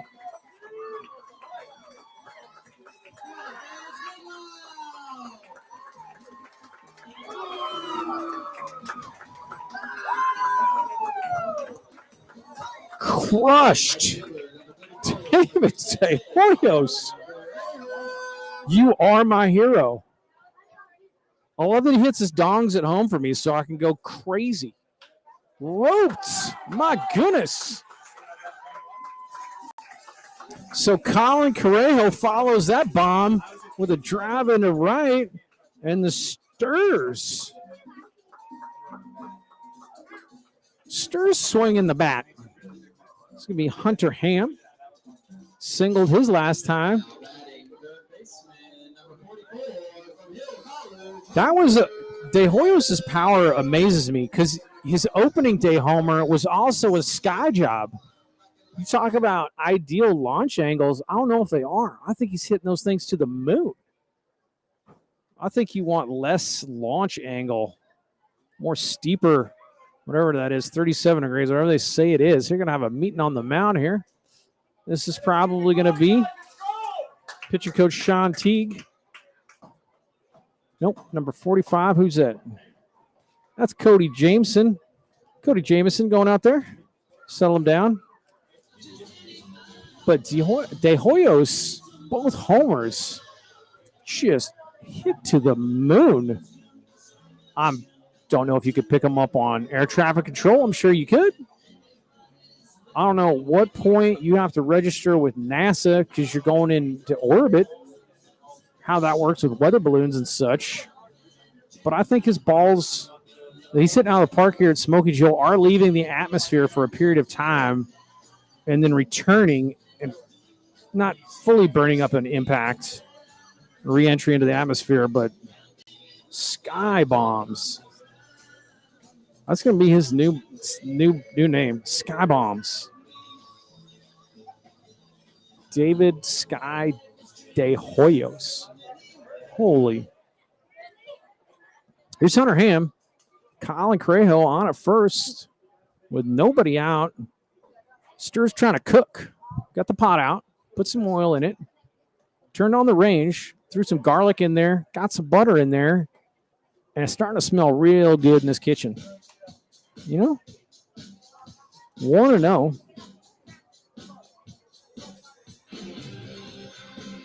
Hardebeck. We loaded the bases in the second, but now this is smelling like a rally. But right down the line, question is, was it staying fair? And De Hoyos hit very hard by Hunter Ham, going back as Galvan, and he does get behind it. But the last three balls have been hit very hard by the Stirs. One down on the F9, but driven the other way. Kid Munkerud coming up. Now batting catcher, number 23 from Murray State, Hayden Munker. Murray State got themselves a very good catcher in Caden Munkerud.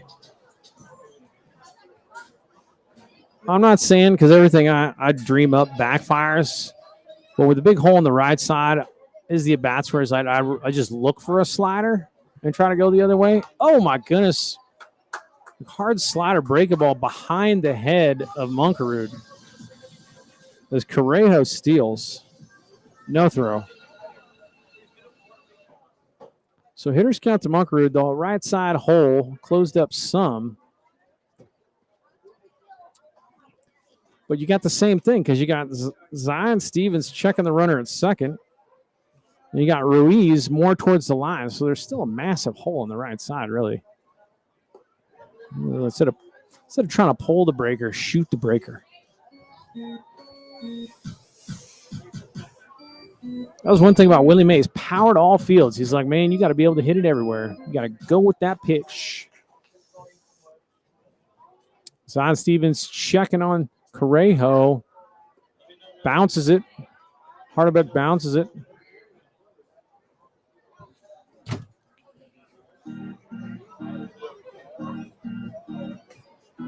So Pouchot out. Good dig on the bounce ball by Pouchot. But Willie Mays, unbelievable power to all fields. And if you watch the old footage of him, I swear he steps in the bucket just a little bit. So can't listen to hit instructors these days, man. It's not one size fits all. There's some fundamentals. God forbid somebody tell Willie Mays, like, hey man, you can't stride open. 2-1. And he was pretty far off the plate, he said. You're listening to him talk about his own hit. And bounce, huge Baltimore chop. Gonna have to hustle to get Munkerud. And they do it. That's Hutchinson. He had to wait forever. That was chopped into the cut of the dirt at home and went sky high. So Hutchinson had to wait for it to come down and then fire it.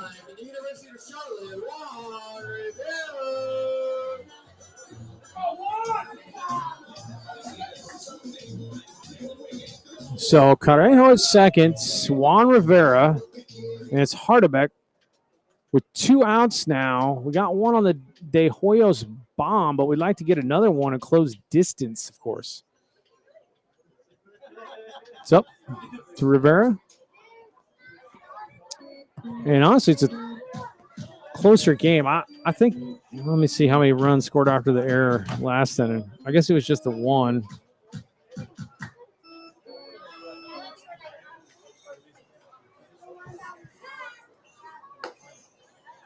2-0. I also watched Mays talk. He was talking about his hitting, and there were some gems in there for sure as far as staying with the ball and the fact that he did set up in his stance pretty far. As Correjo goes to third, never make the third out at third base, and we do that. I don't know. It's too close. I don't think you do that. I was taught never make the third out at third base. You are in scoring position. You are in scoring position. Single, you're going. You're going on contact. You're going on contact. So anything in outfield, you're probably scoring. So that's the kind of stuff that breaks our hearts here in Seguin as Correjo caught stealing for the third out.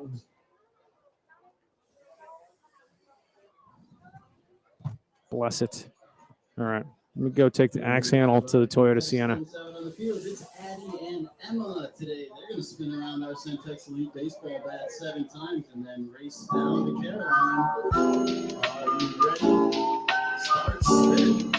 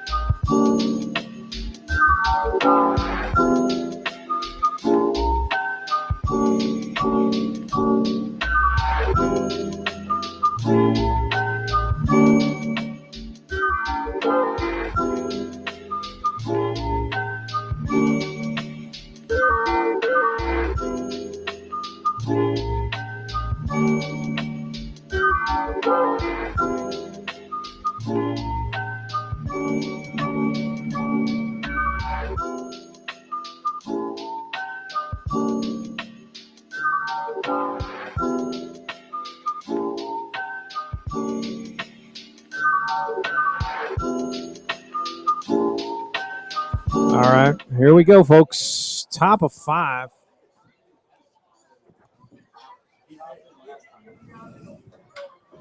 Hit very hard out to right field. Going back on it, looking up. It's off the wall. As Colin Correjo guns it in, almost gets him. Leadoff double. That's Zeb. Good grief, Zeb. Zeb Riddle having a day. Single, triple, double. Dude's going for the cycle. Dude is going for the cycle. So Tony Perez comes out, shakes hand with Jackson Munkerud. Probably his leash was as long as he was getting out. Dudes, but right there, going to make the change in the. I'm sorry, this is the top of 5. Zeb Ruddle, 3 for 3. Everywhere, stealing bases. Got a double. Killing us, man. All right, change of pitch. Let you know who's coming in here in a second.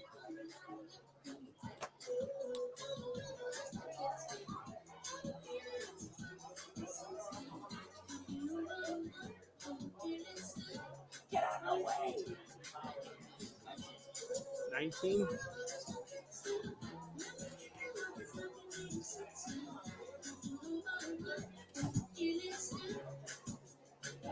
Pearson Pollard, right? Pearson Pollard.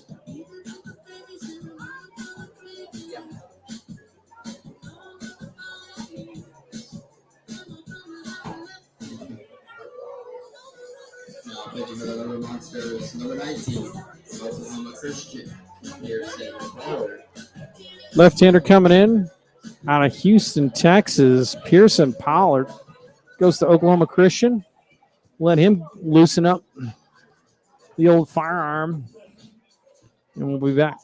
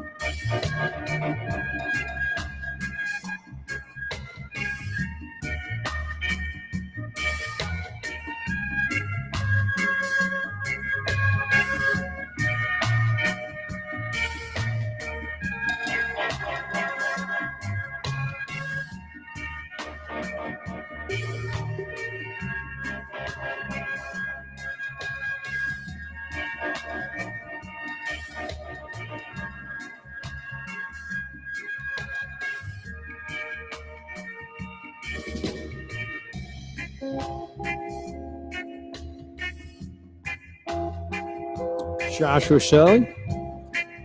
Shelley stepping in against left-hander Pearson Pollard. 4-run ball game.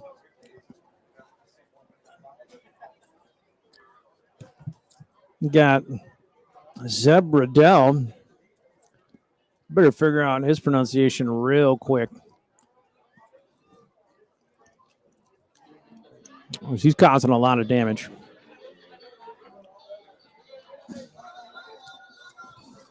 Maybe Zeb Riddell should just be like a one-name superstar, like Prince, Zeb.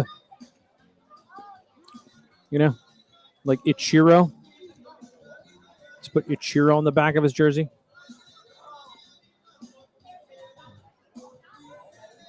Riddell giving us the treatment on second. The leadoff double. This is Shelley. Shelley's got 2 RBIs tonight. Put the ball in play with runners at third. It's what you do. And Pearson Pollard out of Oklahoma Christian coming in.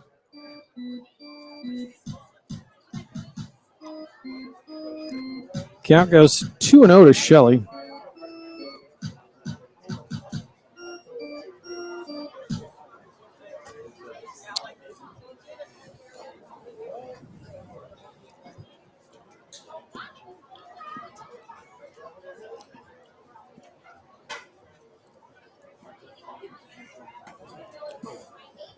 But we didn't lose Willie Mays, so rest in peace to the great. And one of the players I truly wish I'd gotten to see him play. All that exists now is video.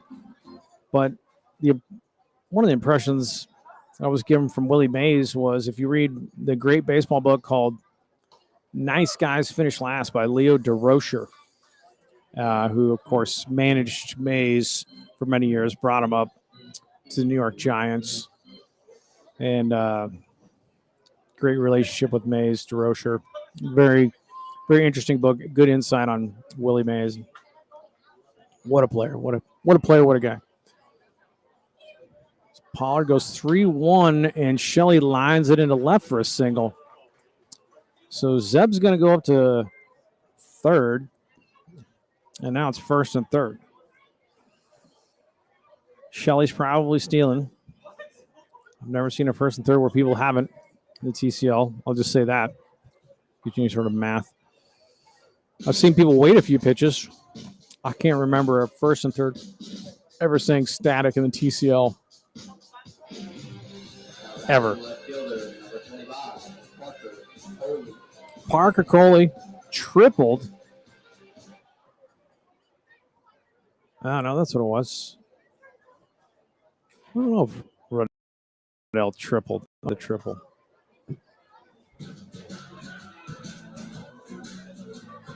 Maybe Rodell has 2 doubles. Somebody's check me on that. Keeping a bad book. It was Coley. Went buck wild, rounding the bases. 1-0 now. Pearson Pollard. Thing at the first and third you have here is Pollard being a lefty. And if Shelley's going first move, you have the possibility Pollard's a read move guy. He sees you go, then he just pick moves to De Hoyos, and then you do rundown. Whoa, stabbed at by Cade Munkert. I can't believe he gloved that. Pollard digging on the mound. So it's 3-0 to Coley. Thing about any first and third, it really comes down to your middle infielders have to have the spin move. The spin move and gun to home has got to be practiced. Nice move there by Pearson Pollard, but Shelley was not leaning. That's it. I mean, that's how you get the dude who breaks at third. You're watching him as you're running him back. And if the dude at third creeps and breaks or creeps enough, you got to be able to spin and gun it. So Coley walks on 4 pitches, and the bases are juiced. So they didn't even want to toy with the first and third. Look like a fool again, my predictions. If you think I'm ashamed, you'd be wrong. So happens with regularity. So they don't go buck wild on the first and third. They just sit tight as Pollard walks Coley, and now you got Angelo State Ram Lane Hutchinson, the third baseman.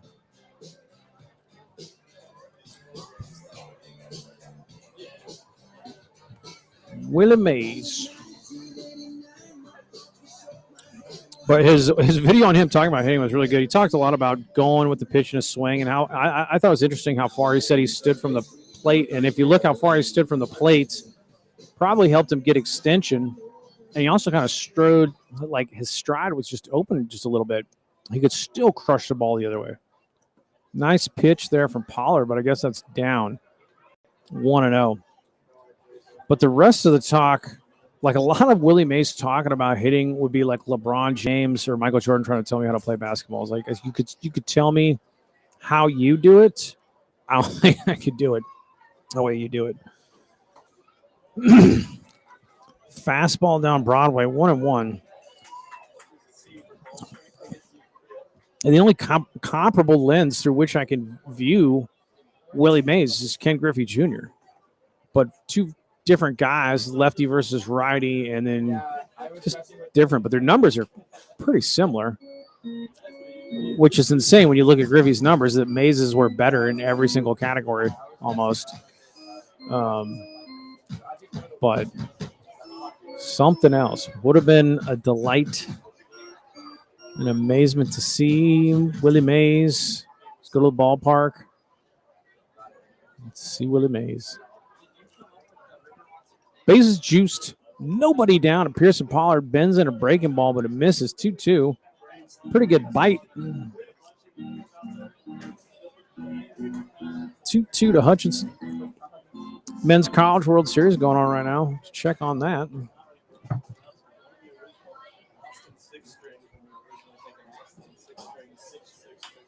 Oh, no. Lined up the middle. I think it's only scoring 1 because Shelley had to kind of wait to see. He wasn't off. He wasn't off on contact, so that saved a run. So RBI single for Hutchinson. And the bases are loaded again.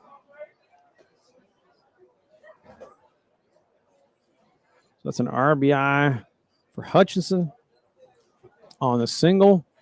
And Tony Perez is going to come out, talk out to Pearson Pollard. If anything, to buy time for bullpen if he's got to make a switch here. He's going to make a change real quick. So that run is actually charged. That was a runner for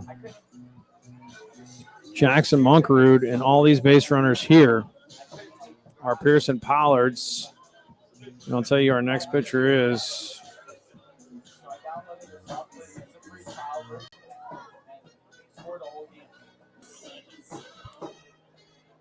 we got a number on this pitcher here. Let me go to this camera.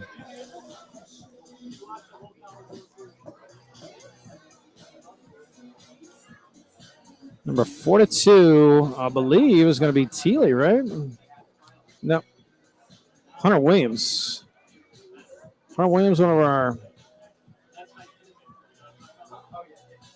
non-pitcher for us. Hunter Williams, number 6'2", 195 out of San Marcos, Texas. He's a San Jack guy. Wearing Jackie Robinson's number. That's one thing Willie Mays said. He goes, every time I look down at my wallet, I saw Jackie Robinson.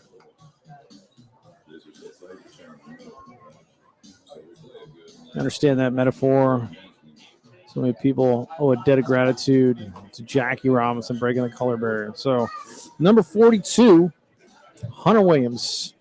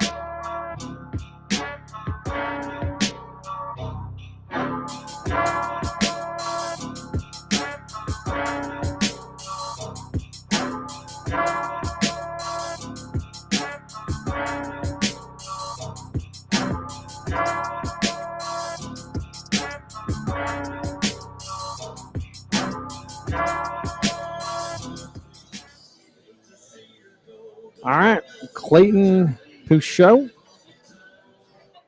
coming up with the bases loaded. Pearson Pollard responsible for all three runners right now. 5-1 ball game as it is.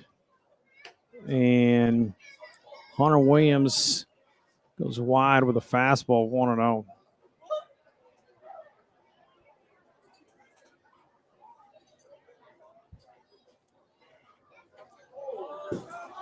To the backstop, and everybody moves up. Ay caramba. All right, 2-0.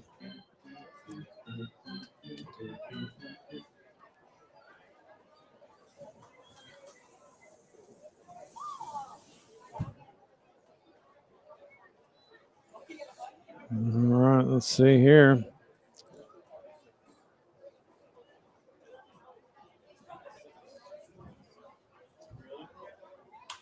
Scott De Hoyos is going to have a play on it. Foul territory worn down. Hallelujah. So Pouchot skies out F3 for the first out.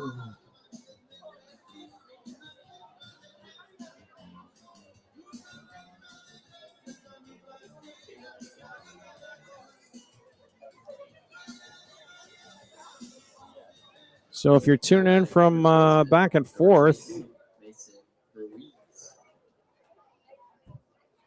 my goodness, Mason Ruiz now batting for the Rougarou.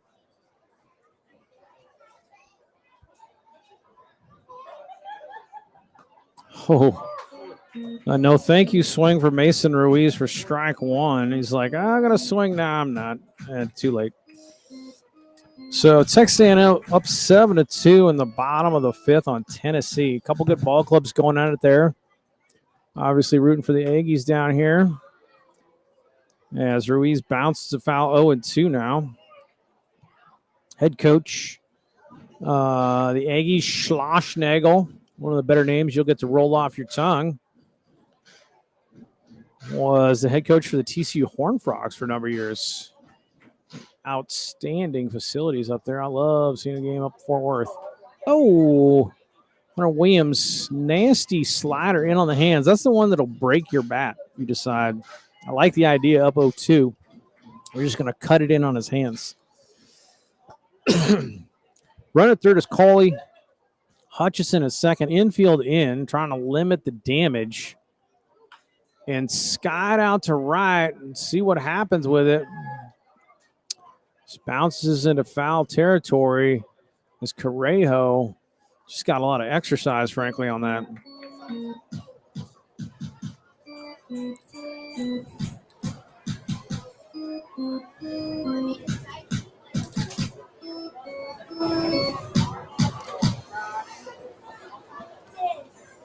Ooh, pulls the string. And Ruiz is out in front. Out in front of a breaker. 2 down. That's going to bring up Renee Galvin. Now batting right fielder, number 19, Renee Galvin. You got Galvin, right? 0-1. So Hunter Williams working nicely. He's out of Sinton, Texas. Renee Galvin, if I'm not mistaken. Tyler Junior College.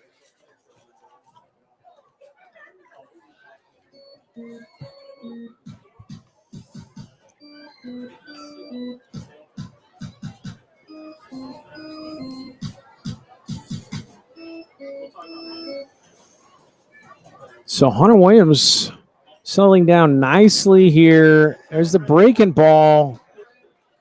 And he serves it into right. That's all you got to do to score 2 with 2 out because they're all off to the races. So Coley and Hutchinson round him on contact. The single. And those 3 runs are technically charged to Pearson. Pearson Pollard on that one. And Galvan gets 2 RBIs on the single.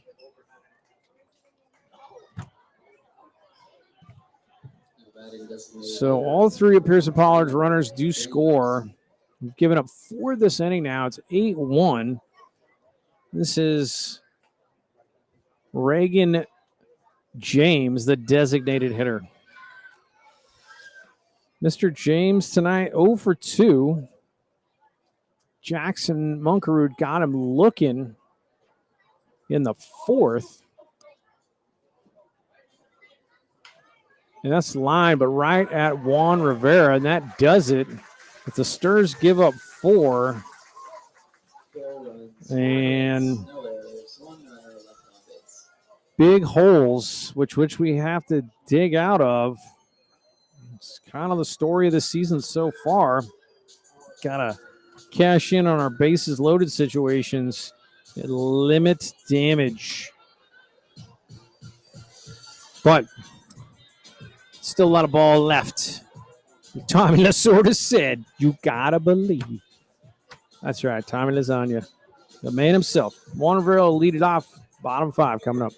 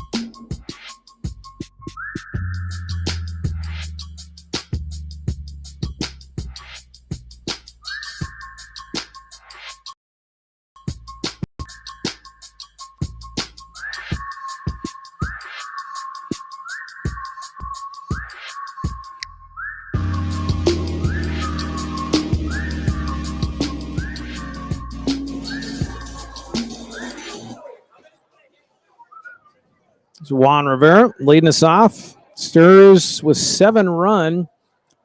Homework to do. Homework assigned by the teacher.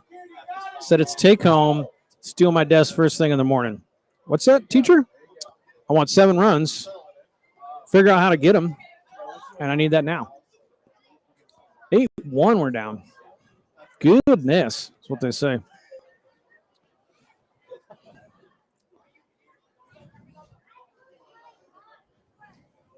And honestly, talk about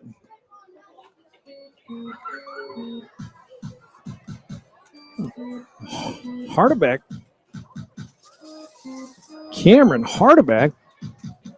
1-run ball going into the 5th here. Worked himself out of a bases loaded jam. Better on the plate. I'm trying to look at our base on balls. Not many. Issued 1 in the 2nd. 1 in the 3rd. Other than the De Hoyos fireworks on firework night, Hardebeck's been working fairly clean. So Rivera bounces it foul. 2-2. Maybe that's my next career. Pyrotechnics. I swear this dude's trailer said half off pyrotechnics. That sounds awesome. You know what I'm saying? You want some explosives? Pay full price. You out of your mind? You're out of your mind. Full price. Half off. Same explosions, better prices. At least that what it said on the trailer. I like that. It's like the King of Queens episode where he's going to get the LASIK surgery at Vision Village. Buy the first eye, the second eye is free. Bounced foul. Vision Village sounds nice. Count is full to Rivera battling. See if we can get something going here in the bottom of 5. 7-run deficit. And the fireworks that I want to see right now are off the River Monsters bats. Hit the ball hard against Hardebeck. It was a homer, then a single, I think. No, it was a hard drive. So Rivera works a leadoff walk.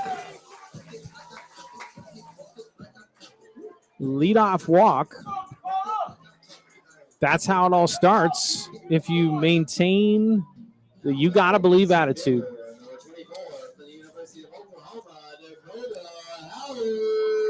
Dakota Laser Show Howard, because he hits lasers and throws lasers. So therefore he is a human laser show. Big hole on the right side. Oh my goodness. Very close. Juan Rivera just got back under that tag. Pretty good lead.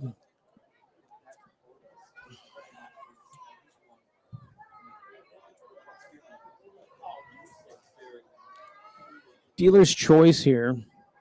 A lot of times I feel lefty with a runner on first, you get more fastballs because they don't want you to roll over a kind of a pitch out, honestly. It was. Pouchot was jumping out. Rivera was going nowhere, and Pouchot bobbled the transfer. So nothing doing, 1-0. But I feel like you get fastballs as a lefty with a hole on the right side because they don't want to drop a deuce in there and have you just bounce it in the hole because it's huge. Certain situations. So again, with my repeated failed predictions, I always feel like I get a fastball here. And he does, and he fouls it off on the hit and run perhaps as Rivera was going.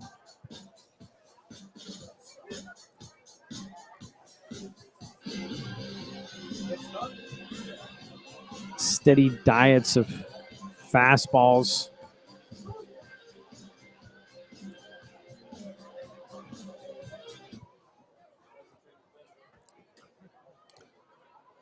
Very close. Rivera got back far easier that time than he did the first pick move they made. 1-1. No rule says you can't pitch out again. Rivera was running. That was a clean hit and runner, just a green light. Oh, my goodness. Rivera's got to take a step back. I played that game myself as a runner, and I've been picked sometimes. Very close. Hardebeck has a pretty good move. for a righty. Ooh, hit hard out to center, but under it is Zeb, a.k.a. Ichiro Zeb. And back first. So F8. So that's my advice to Zebradell. Just be a one name like Ichiro. Rashawn Galloway walked his last time. Hit the ball hard to right his first at bat. Feel like you have a good rally chance when Rashawn comes up.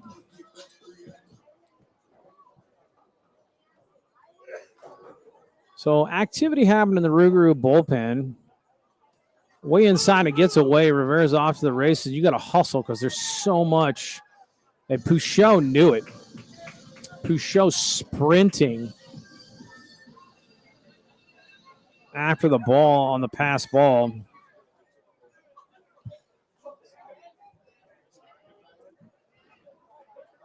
Can't mess around with Smokey Joe. It's a good distance to get pass balls and wild pitches. 1-0 to Rashawn. Hit very hard out to center. Rodell's going to have to go back. Is he going to make the catch? Oh, my goodness. Leaping, striding catch. Galloway almost goes out to dead central. F8. Zeb Ruddle. My goodness. 2 down. I mean, he turned his back, turned on the jets, put the sports car into 6th gear, and then I think he caught it on the air on a big kind of leap at the end.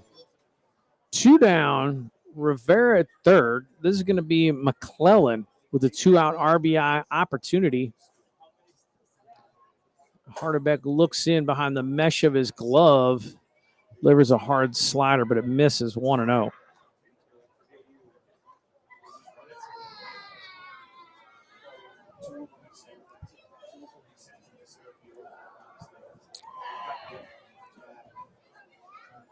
Oh, Tennessee versus A&M. That was an interesting matchup. Of course, A&M had, pretty sure, did Kershaw just come right out of high school? He committed to A&M, didn't go. I don't know.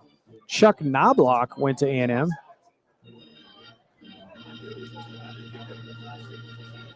You know who went to Tennessee, though? Clay Green. You know who Clay Green is? Clay Green, I think he's an assistant coach. I don't think he's the head coach. I think he's an assistant coach at Memphis. Fouled off. When I played Wood Bat League, I had Clay Green on my team. And he was about the fastest dude I've ever seen steal a base. Honestly, looking at Clay Green, and he went to University of Tennessee, he set the SEC record. He might still hold it for stolen bases in a single season. Tennessee Volunteer. You know he slid head first because he had a pack of smokes in his back pocket. Harderbeck unleashes one, but is way outside. 2-2 to McClellan. Working on a 2-out RBI situation. Oh, Clay Green, smoke a pack of Marlboros and steal every base on planet Earth. Rivera jumping around third, trying to distract Harderbeck, paying no mind, and he plunks McClellan, who doesn't even flinch. Classic California JUCO style. Don't you dare jump out of the way. So McClellan aboard. He should be running. Speaking of first and third. I like this right here. So you get McClellan in motion. You get McClellan running, which you should because he can run well. It's first and third. And the hammer, the Logan hammer. Maybe we get 2 more. We get McClellan on second. The Logan Ham smokes one in the gap. A man can dream. A man can dream in the booth. Hit one into the bark pile. Make it an 8-4 ball game.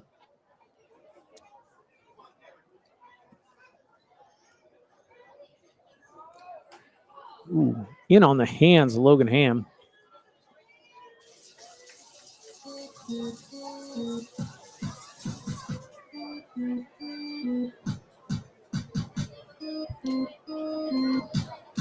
you're looking for ideas for personal enemies, Seguin has the largest bark piles known to man. Hit could be in the hole.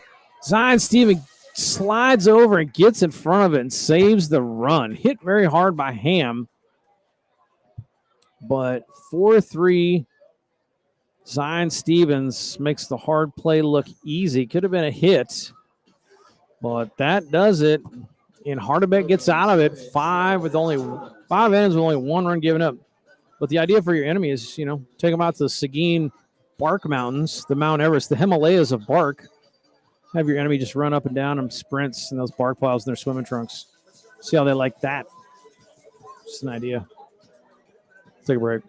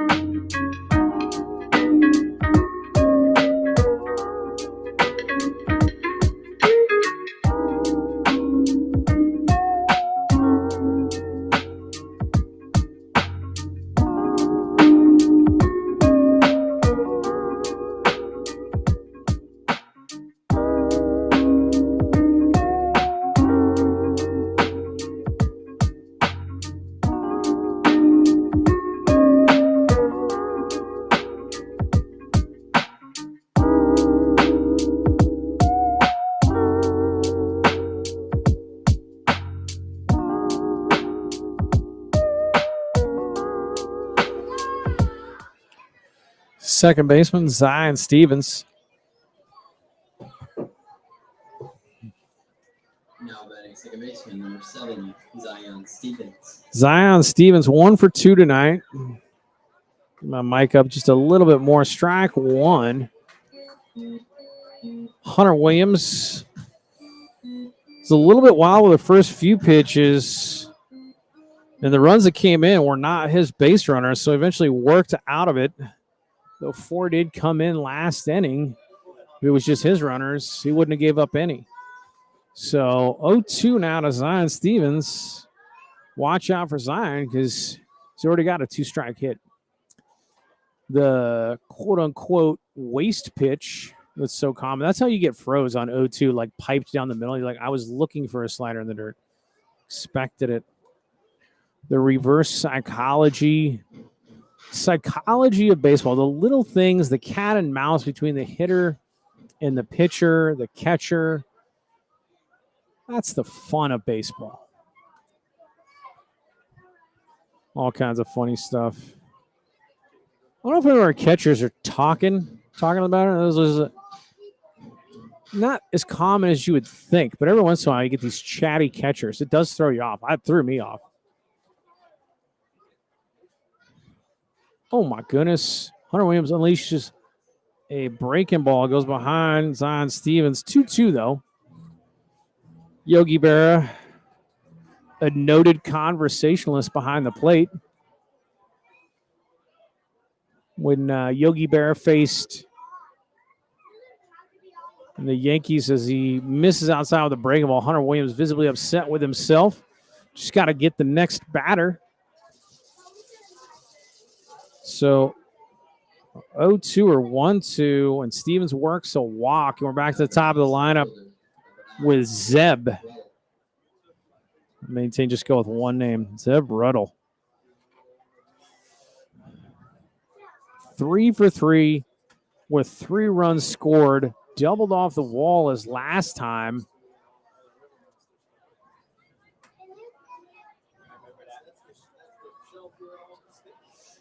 I know it isn't done in this day and age, but I can guarantee you that if Zeb Ruddle was having the day, as that's uncorked and off the glove of Cade Moncrief. Big turn. If you were 3 for 3, which you probably wouldn't be against Drysdale or Bob Gibson, but they'd knock you down.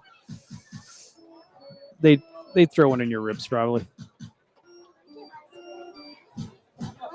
Yeah.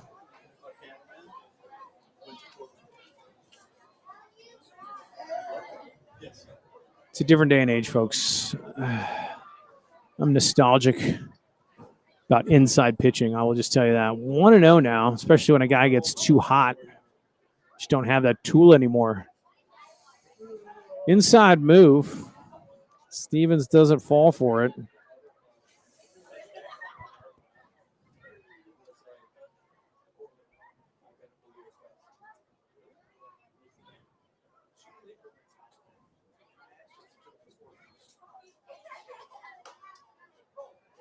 Pops the glove, strike one on the heater, 1-1.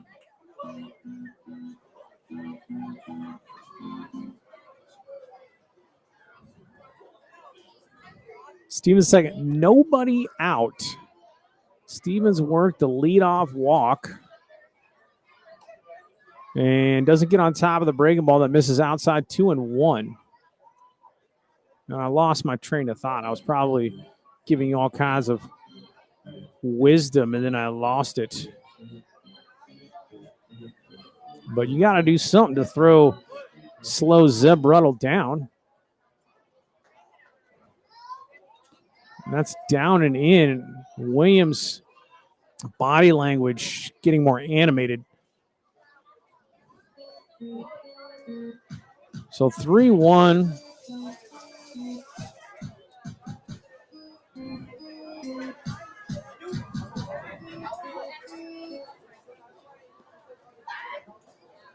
Oh.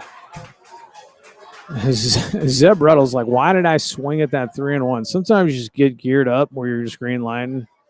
You can't hold up. It's your cut. It's a cut loose swing. The 3-1 cut it loose swing.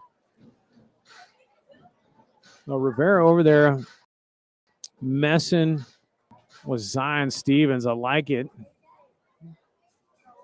Oh, inside. So he does walk Ruddle. So back-to-back walks. Tony Perez walking down to the bullpen to check on his possible next pitcher as Cade Moncrief comes out to buy a couple extra moments as Josh Shelley. Shelley TCL last year.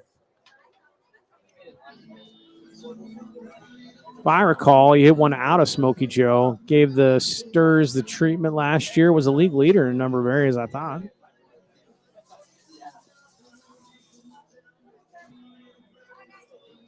So Hunter Williams going to go. Nobody out. First and second. And middle of the game, but you're already down by 7. So if there's any hopes, this is the turning point where we cannot let it get any farther. Shelley squares, crashing his De Hoyos, and he pulls it back.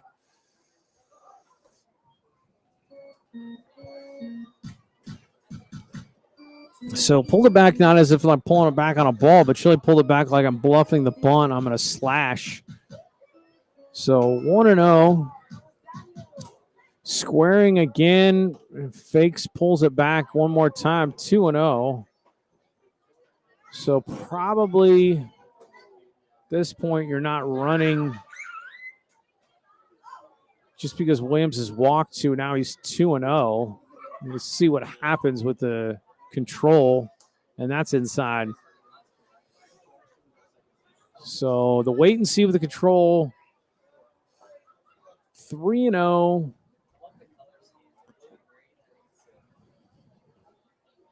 You could Shelley's got some pop. I think you gotta pipe the fastball here anyway, but he's taking all the way. 3-1. Is it 2-2, 3-1? I don't know. Count is. I think it's 3-1. Yeah. He's saying 2-2? Umpire said 2-2? All right, what am I talking about?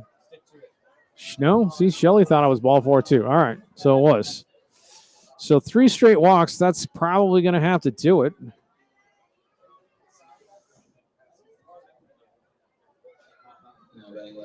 Nope.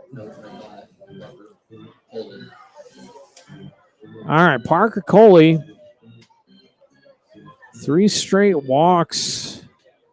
Not enough. Down 7. You just gotta. You can't keep going through the bullpen. You just gotta go. And Williams was pretty dandy when he settled down the back half of the 5th. None of the runs. Oh, thanks, buddy. Nice breaking ball, but it's up. Look at that. Well,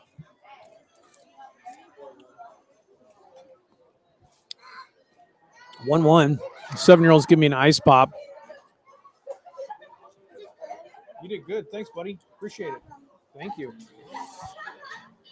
Not that it's going to inhibit my calling of the game, eating an ice pop on a 90-degree night in Seguin, Texas. I'm not missing anything with me eating ice pop, let me tell you. Ooh, Coley checks it. Coley looks like an athlete to me. Looks like a dude who might be in the weight room.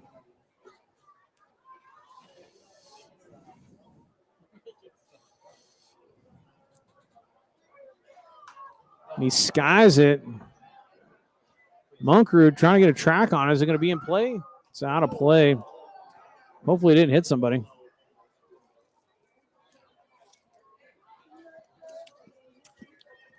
More ice pop for me. What flavor you asked? Blue raspberry. Count goes full to Coley. Let's see what Hunter Williams can come up with here in the tightest of spots, they say. Pitching inside of a phone booth. No room. Nobody out. Bases juiced. Big 3-2 breaking ball, and he just fouls it off.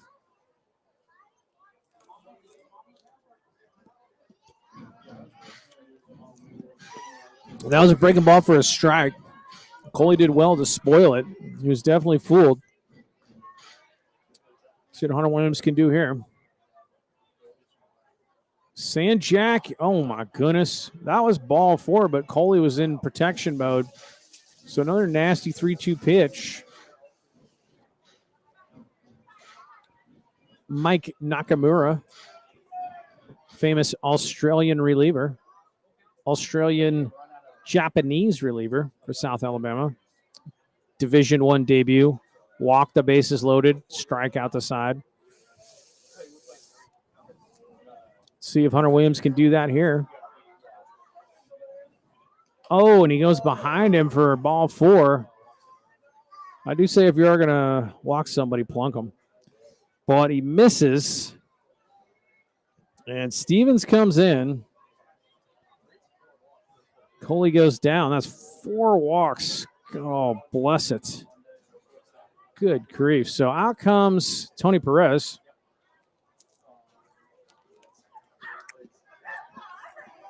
I'll tell you more about Mike Nakamura. That's this guy at South Alabama. 5'10", 165, soaking wet, wearing boots. Slight guy. I mean, 100% full-blooded Japanese. His parents moved from Japan to Australia when he was a child. So he had the full, straight-up full Crocodile Dundee accent. So you see this little Japanese dude walk up just like I'm sure he said, "Good day, mate." He said mate. Everything was mate. And he was on South Alabama in 96, 97. He was on the Australian Olympic team for Atlanta.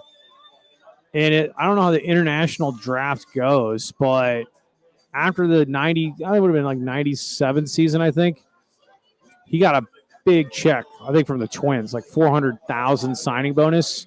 Went through their system. I remember seeing him on ESPN. Got called up to the show. I was like, Naki made it. Got rocked. Totally rocked. The Twins gave him, because his pitch was a changeup. dirtiest changeup I ever saw. I faced him 11 times in team versus team play. I think I was over 11 Ks. It was just 91, 92, painted black outside corner with the sickest change you've ever seen. Anyway, Twins tried to stick with him, give him a chance because he was tearing through the minors, did great in AAA, but never translated at the major league level. Then, of course, he signed with the NPB, goes over to Japan, and is a legend over there. Nakamura, I think, saved all 4 games of a Japan series for the Yomiuri Giants. So, didn't make it in the show, but he made it in the show in Japan. And I think he resides back in Australia now. Or funny guy, but little Japanese dude, talk like Crocodile Dundee. Believe that one. And who's the pitcher? Anthony Pruitt on relief. Got to keep up with it. 9-1 ball game now. Bless it. Anthony Pruitt on a relief. Hunter Williams.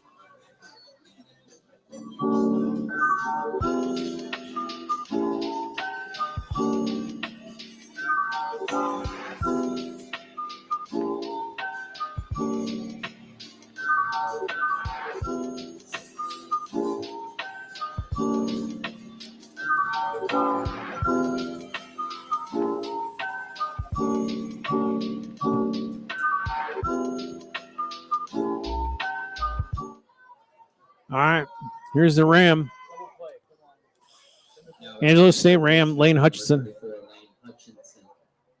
We've walked in a run. Bases juiced, nobody out.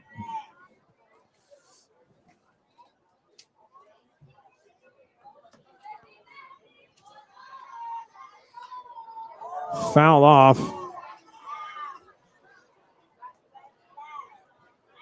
Oh, it's Truett Anthony. I'm sorry. That's what I said. Yeah, that's what you said. I had it wrong. Truett Anthony. I apologize to the Anthony family. 6'2", 220 out of Tatum, Texas, goes to BPCC.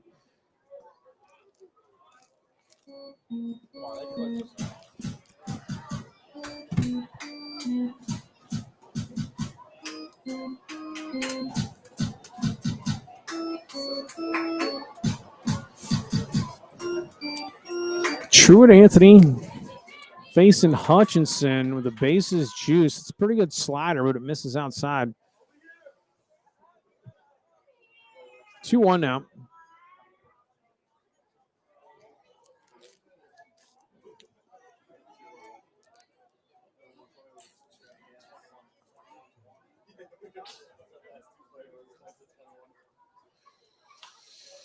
Good pitch from Anthony. Gets him to fly it out to center. That'll score a run, though. But Shelley cannot advance. Howard has a very good arm for a center fielder.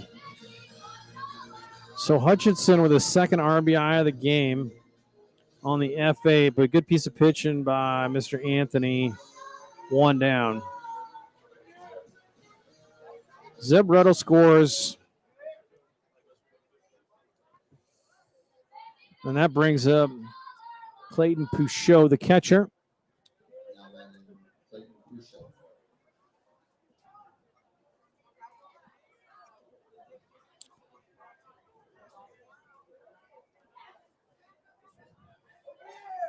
Nice breaking ball there from Mr. Anthony for strike 1.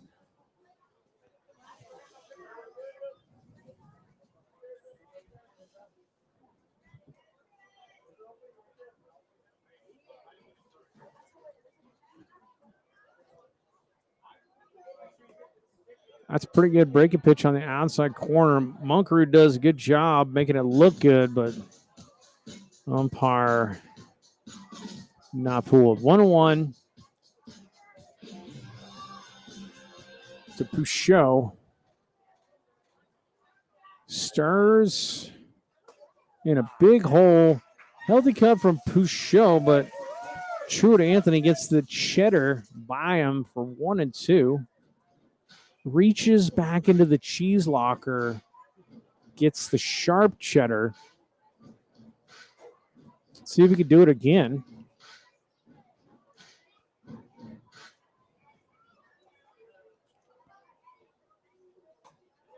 And he does. Reaches back for more cheese, gets the Limburger. 2 down. And credit to Hardebeck, but Pouchot, who just went down on strikes, is the other half of that calling a good game as Hardebeck is pitching. But 2 down, and Mason Ruiz. Ruiz tonight, 0 for 2, reached on a walk in the second.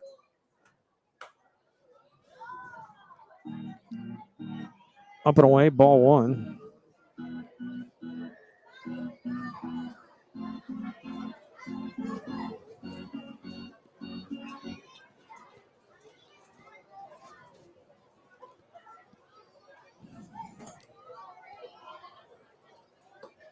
Nasty stuff from Truett Anthony as he goes down on Ruiz. With the off-speed stuff, see if he can come back upstairs with the heat.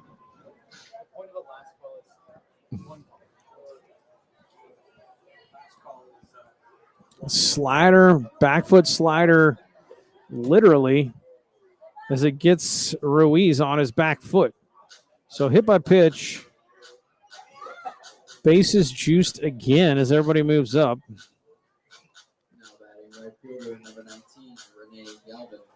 The right fielder, Renee Galvin. High socks, pants above the knee, the new style. Appreciate it. Probably what I would have done. I was as high as I could go below the knee.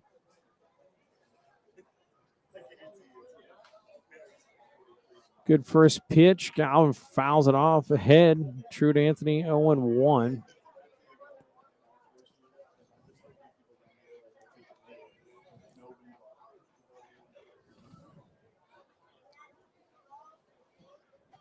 To check in on the College World Series. Stars down by 10. I'm trying everything. I shaved my head off. That's kind of a summer thing I do anyway. I'm wearing a baseball jersey tonight, but not any baseball jersey. I'm wearing the Sandlot, the movie. Sandlot. It's got the whole crew on the front, and on the back is Rodriguez. It's got his number.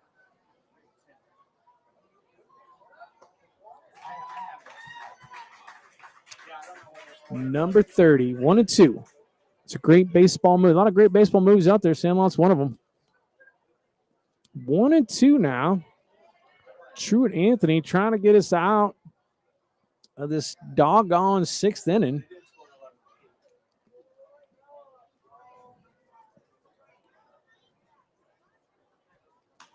Good pitch. And Galvin spoils it. Shoots it down the left field line, foul.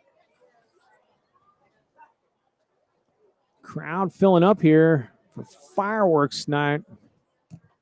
It's always a heck of a show. I'd like to see it come in the form of more bombs like David De Hoyos type fireworks. Presently a lopsided affair, and that's hit hard out to right, and that'll score 2.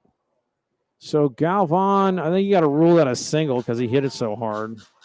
Bounced off De Hoyos' glove, who tried to raise it up on the very difficult pick on the line drive, really. So I'm going to give Galvan a single in my book. I mean, you can do what you want there. But 2 RBI single. As the news gets worse for the Seguin faithful. Yep. First and second, 2 down.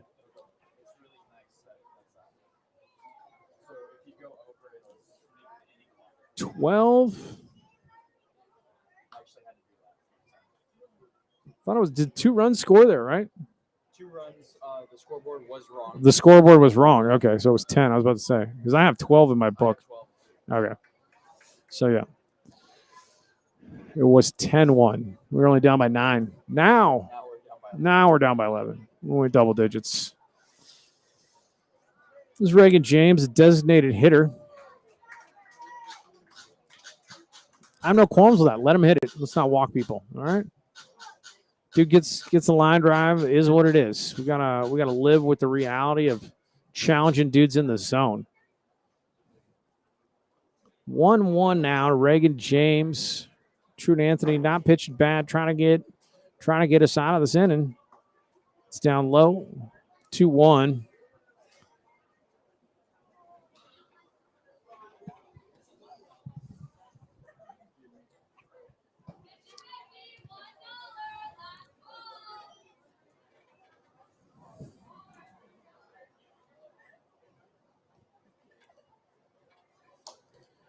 Hard cutter up and away, 3-1. Just keep pouring baseball stories on y'all. That's what I do. A 12-1 ball game. God bless. Pardon my français. But goodness. A rough start this season is an understatement as Reagan James swings through that one. Yeah, Nakamura. I guess that was the 96 Olympics. He was on the Australian team. Something else. Couldn't touch it. He also had, I don't know what it is in the Japanese DNA, why they have crazy windups. And the runners go, and it's lined up the middle, and the Rougarou are just not letting off. And Howard, it gets through him as he lifts his glove off the ground, and the grumblings from the crowd are justified. Just so single scores 2 more. This brand of baseball make you pull your hair out if you haven't cut it already like me. So James on second with a single and an error. I think you got to give him at least 1 RBI on that because there's going to score on 2 outs. He's running anyway. So I think that's an RBI on James, the single. So now Stevens led off the inning, 6 runs in. But Nakamura had a wild windup. Not really a windup. It was just kind of a stalling leg kick. He would kind of like straighten it out. And you're like, is this dude coming? And then it was just this violent lunge all at once with the ball. Just seemed like the release was low. Just was never up in the zone. It was always low on your knees on the outside corner as Anthony goes inside 0-2 to Zion Stevens. So just lunged at you at the last second. You just waited forever, and then here it comes. It's either 92 or it's like a 78-mile-an-hour changeup. Impossible. Because even the fastball was never in a location where you could hit it. God, Nakamura. I understand why you saved every game in the Japan series. South Alabama Glory Days. There's some dudes on that team. Mike Fisher got drafted supplemental round or something, like first pick of the second round in 97. The Dodgers. Didn't pitch bad either. I don't know if he had arm surgery into his career. Good pitching. Oh, breaking ball from Anthony outside. Those were the days cruising through the South. Obviously good baseball in the Southeast United States. Played Miami. Coral Gables. Pat Burrell gave us the treatment. Of course, we found out after the series, Miami had our signs picked. It's even more fun when Pat Burrell knows it's coming. So grounded over to McClellan and mercifully on to first, and that ends the train wreck of a 6th in which we give up 6 more. 6 wins, 2 hits, no errors. Ladies and gentlemen, we started last season 4-14. We're 4-14 right now. We are down in this game 14-1. And it's like I said at the beginning of the game. You got to do something. You got to get weird. You got to start wearing socks on the wrong foot, walking around barefoot, meditating. We got to shake the tree. We cannot continue to play like this. These guys are better than this. I'll say that. Hardebeck's back out here for another one. Unbelievable.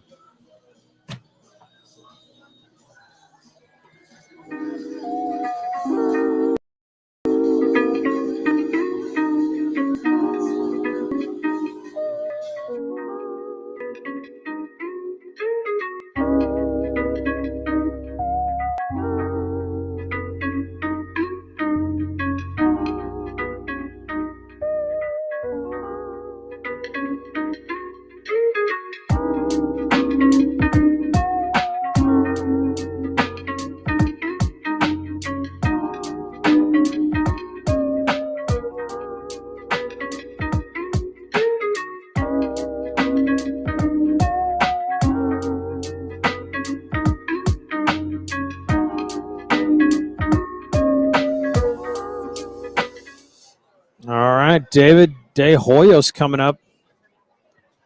Our only point of light right now on the run scoring front.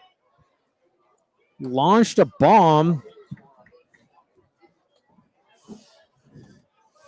into geospatial orbit. Was it geostationary orbit? I forget. There's a couple different kind of orbits. You should check out satellite orbits. Geostationary orbit. That's what you need for like your TV, right? Then you got like data gathering ones, some sort of elliptical orbits rotating. They're not on station all the time, like geostationary orbits. But whatever De Hoyos has won, he's 0-2 now here to get a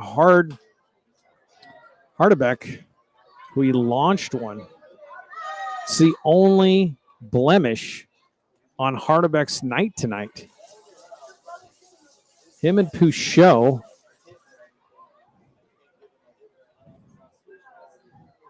been shadow boxing all the stirs into confusion the entire night, with the exception of De Hoyos' launch job.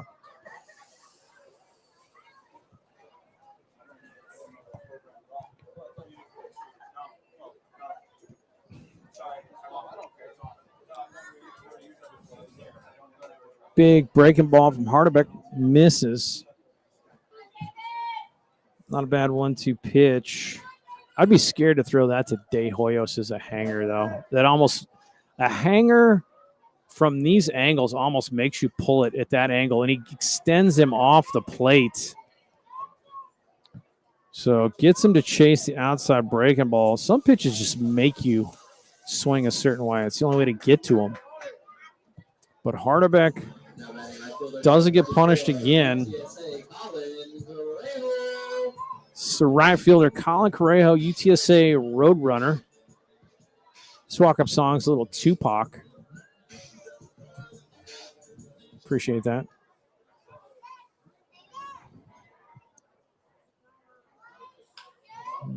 Classic old school rap guy myself. Oh my goodness. So Ruiz cannot get the ball out of the clouds of dirt as he smothered it, and he tried to get it, dropped it, tried to get it again, just could not get the handle. Only way to roll that's an E3, and Correjo's on first, and he's kind of gimpy because he saw the muffle and he was like, man, I got to hustle. So I hope Colin Correjo is okay. Athletic player UTSA's got in Colin Correjo, but he said he tapped his hamstring. So let's see who the pinch runner is for Correjo. Number 16, is that right? I have no idea. That's Samaniego. So Samaniego is going to come in for Correjo. Orlando's been a hot bat. I like Samaniego's game. I like the fact that he's a UTRGV Vaquero, and I love the fact that he's from El Paso, my favorite city in the entire world, where I shall retire and live in 300-plus sunny days a year with no humidity. Oh, it got the jersey, I thought. No? Hunter Ham almost got him 2-0. And I'll say this about being down 14-1. You don't come back from 14-1 unless you believe you're coming back from 14-1. That's step one. Never say die is step one. This game is over if you don't think you come back from 14-1. I tell you, you can. Crazy things happen in sports all the time. And Hunter Ham ain't giving up. He smokes that. Smokes it to left. Nice hit, Hunter Ham. You got to believe. I can hear Tommy Lasorda's words echoing inside of my empty dome. Just bounces around in there like an echo chamber. You got to believe. It's going to be Janner. Thor himself pinch hitting for Caden Munkerud. I always mess it up. Evan Janner. Write that into your books here in the bottom of 6. Thor himself. He gets called Thor because he's the god of lightning and thunder. He can throw. He can harness lightning and throw it. Evan Janner can. So 1 down. First and second. With Thor. Nice healthy hack there on Hardebeck. 1-0. 0-1 rather. Swinging through strike 1. Janner had such a great throw at the plate. We're playing Brazos Valley. I can't remember. But gunned a dude by steps on a ball that was very, very far down the right field line. So not shallow. Not like you could really run up on it. And it's a bad angle for him to throw on. He came up just hosed. There's no chance. He was out by like 3 steps. So when I realized Janner was the real deal, Holyfield. And don't get me starting about talking about boxing. Boxing could have ever got their program together without the WBO, the WBC, the CBO, governing bodies of boxing, and all the crookedness of promoters. What did it in, open the door for MMA. 1-2 to Janner, and he fouls it off. Don't get me wrong, MMA is okay. But I prefer the sweet science. I want to see somebody knocked down. I want to see dudes wrestling for an ankle lock. People knocking each other's block off. 1-2. It's the last Gladiators. Down and in. That's a good layoff by Janner. I don't know how I got off of that tangent, but I did. 2-2.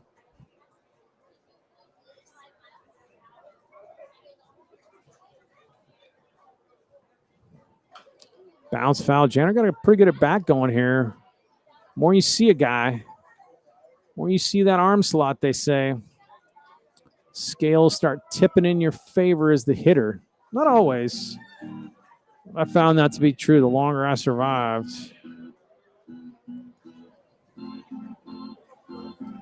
My glory days. Love it, Christian.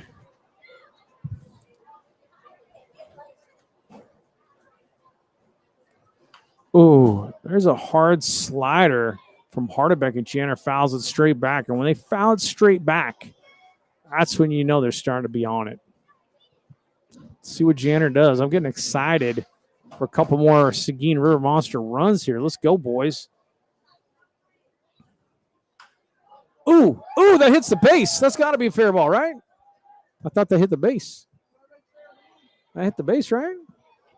No? I thought that's why I popped over Ruiz's head. Because he's just worm burning down the line and then popped up. I thought that was hitting the base. I guess nobody else is arguing with me, so shut my filthy trap. 2-2 again. We'll do it again. Janner getting some pretty healthy swings. Pretty good look at Hardebeck, who the Stirs are making labor here. Ooh, and Hardebeck wins the battle. Goes down and in. Touche. 2 down. Touche. Cameron Hardebeck. Now batting number 29 for the University of Charlotte, shortstop Juan Rivera. Hardebeck pitching with the only slightly comfortable 13-run lead as he tries a inside move. That sort of pointless inside move just tells me he wanted a different pitch from the catcher. I could be wrong there. Sometimes you just step off. You want something different. Do something weird like that. Fouled off by Rivera. Rivera tonight serves that one in. Everybody's running, so that's another run for the Stirs. And airmailed into center and trying to move up. They got him. Third out of third again. Bless it. Bless it. So Samaniego scores the run. But Hunter Ham trying to advance on the wild throw from the outfield gets thrown out at third, which we don't have those outs to give. That's 2 third outs at third base in this game. Shame, shame, shame. We can't do this. But nice hit by Juan Rivera. So he's going to get himself an RBI single as it is. And now we're, as I say, we're in striking distance. We're right there. We're only down by 12.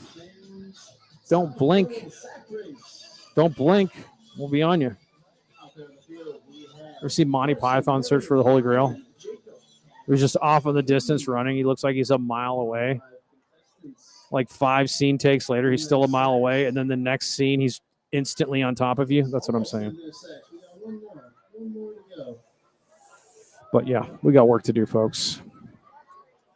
Is it still Anthony? All right.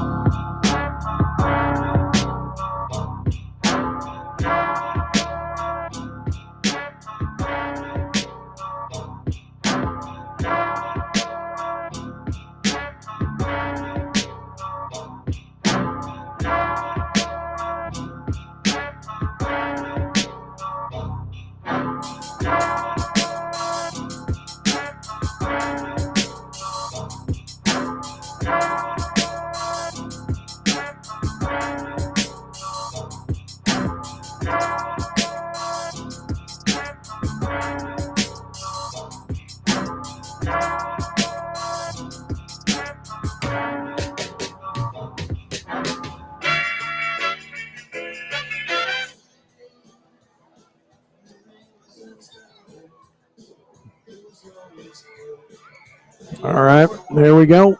Top of 7. This right here is going to be Zeb Ruddle. Zeb Ruddle's been on base 4 times. Zeb Ruddle scored 4 times. Zeb Ruddle is 3 for 3.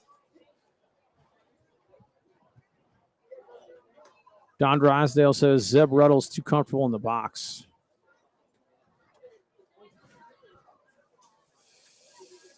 I digress. Truett Anthony on for another inning of work here.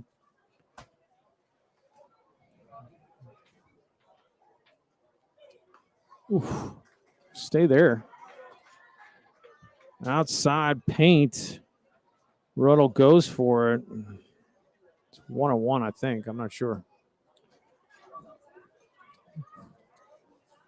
Stirs on a 7-game losing streak and some ugly games going. Fouled off. Speaking of non-ugly games, let's check in on the CWS. Omaha. I have been to the College World Series as a fan, and it is a great time. Yep. Omaha does it right. It was back in the Rosenblatt. It's before the new TD Ameritrade and what have you bounced. But good time. NCAA says Bottom of 7, A&M's extended their lead 9-2.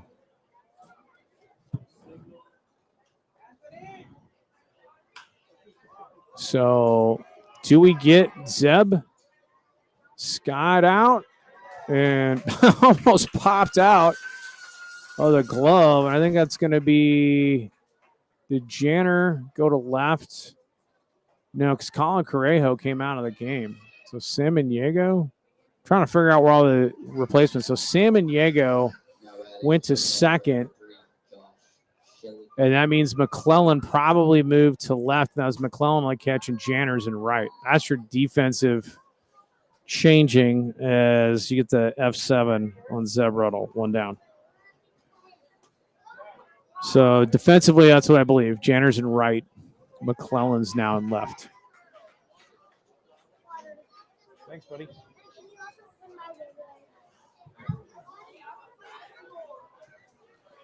It's going to be Josh Shelley, the shortstop. Hit hard out the left, converging on it. What a catch, Dakota Howard. Oh, it drops in. I thought he gloved it. Scary play for both the outfielders because everybody was full bore. So I don't know if it was. Oh, did he catch it? No, I think it was dropped in. I'm not sure. I'm giving a double to Shelley. I had a 7-year-old talking to me at the same time.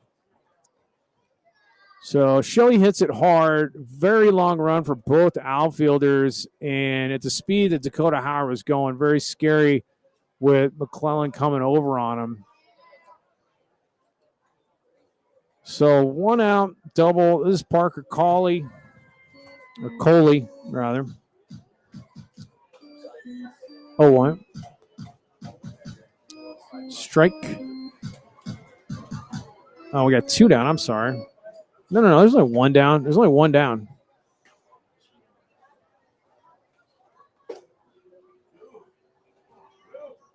Yeah.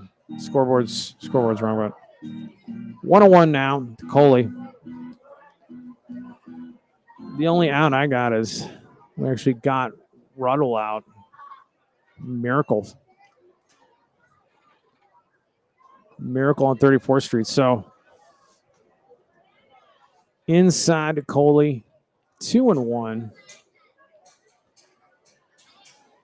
Stirs 14-2, only down by 12. I'm joking now because I'm pulling my hair out. I believe in these dudes. We're better than this. I know we are. Just got to put it together. Maybe it takes the second half of that season to do it, but don't you ever give up on a Tony Perez team. Moses Molina, Kelby Coburn, outstanding coaching staff.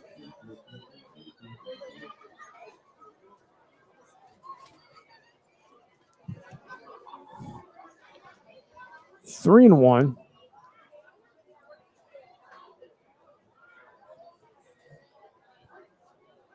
Nice breaking ball. Rolled over to Rivera, who gloves it on to first. And the 6-3 gets Coley.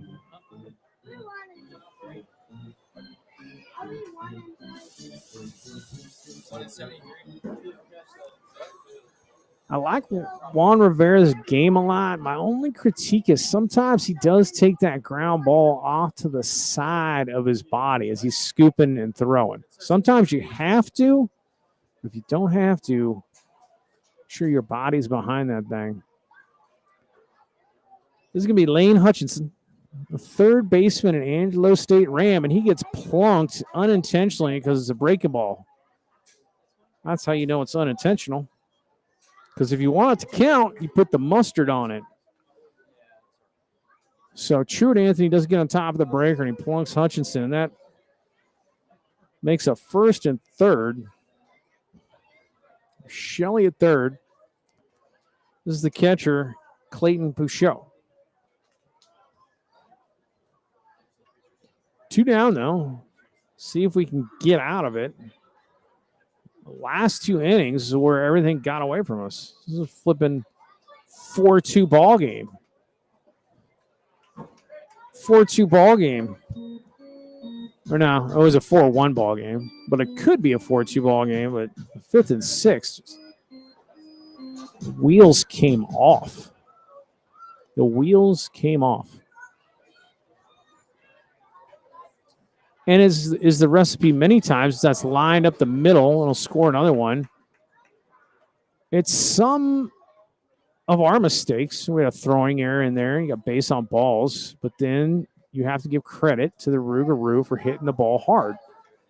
So it's a convergence of factors, and you put up a 10 spot in 2 innings.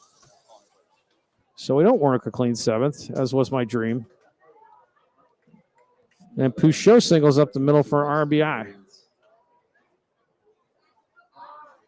1st and 2nd, still 2 down. This could be Mason Ruiz, the first baseman. I defy Mason Ruiz and Mr. Hardebeck's listed weights. Hardebeck's listed at 240. Ruiz listed 230. No way. You guys are outside line rashers. It's quarterback pressure. It's like Von Miller numbers or straight up truck driver numbers that just do suitcases of Bush. So he bounces it to first. And none of those guys have huge guts. I think they're big dudes. I just don't think they're 230 and 240. I could be wrong. I'm usually wrong. Don't listen to me. So Ruiz bounces out to first. 3 unassisted. We give up another. Making it 15 to deuce. Right? We have them right where we want them. Right where we want them. It's hilarious. Baton Rouge doesn't even know what's waiting for him in these next 3 innings. Most massive explosion rally ever. Right? All right, take me out the ball game. I'm leaving the mic open for this one.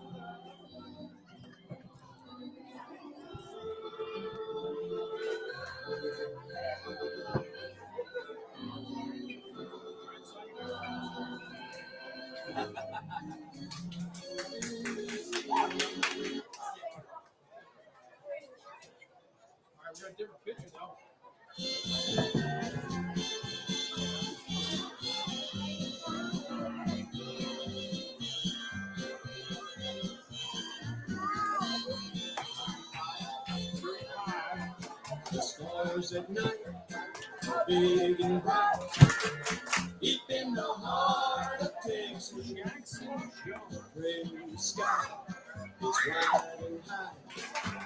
Deep in the heart of Texas, the sage and bloom is my perfume.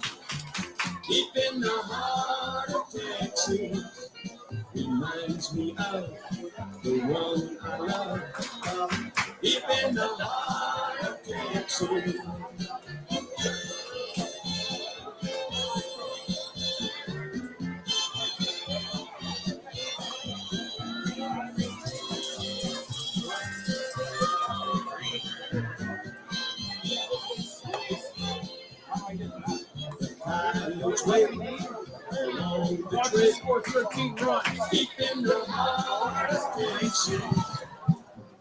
Thank you. That's what we needed. All right, Jackson Jones on. Hardebeck's out. Tip your cap to that, young man. 6 innings of 2-run ball. Working in the tightest of leads with a 15-2. Jackson Jones out of Waxahachie, Texas. If you don't like saying Waxahachie, Texas, you're not from Texas. Goes to East Texas Baptist is Jackson Jones. Leading off for us could be top of the order, Mr. Dakota Howard. Uncharacteristic ball getting under Dakota's glove today. And then the near collision out there on Shelley's ball. And Jackson Jones goes 2-0. And then I'll say it. This is an announcer. This is the same thing as you pop it up and you just sprint. You just sprint like he's going to drop it. This is what you have to do in my line of announcing thought. I will keep the faith.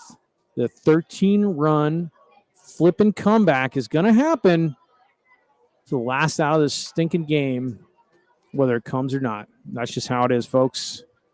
That's the announcer equivalent of sprinting down to first. 3-1.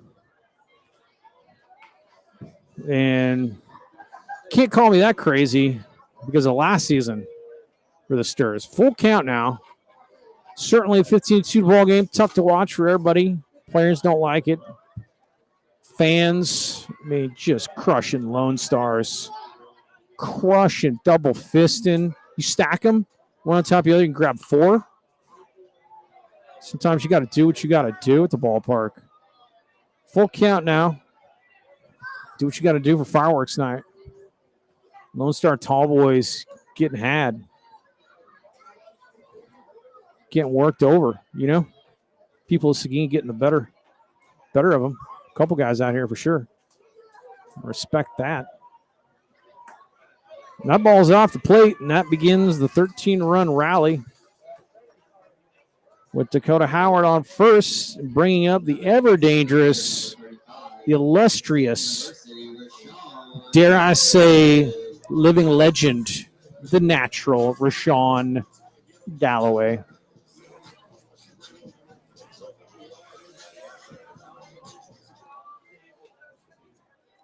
All it is quality of bats, folks. Can't ask for anything else. Just don't chase. Get full hacks in the zone. Don't get cheated. See what happens. Anything can happen. Anything can happen.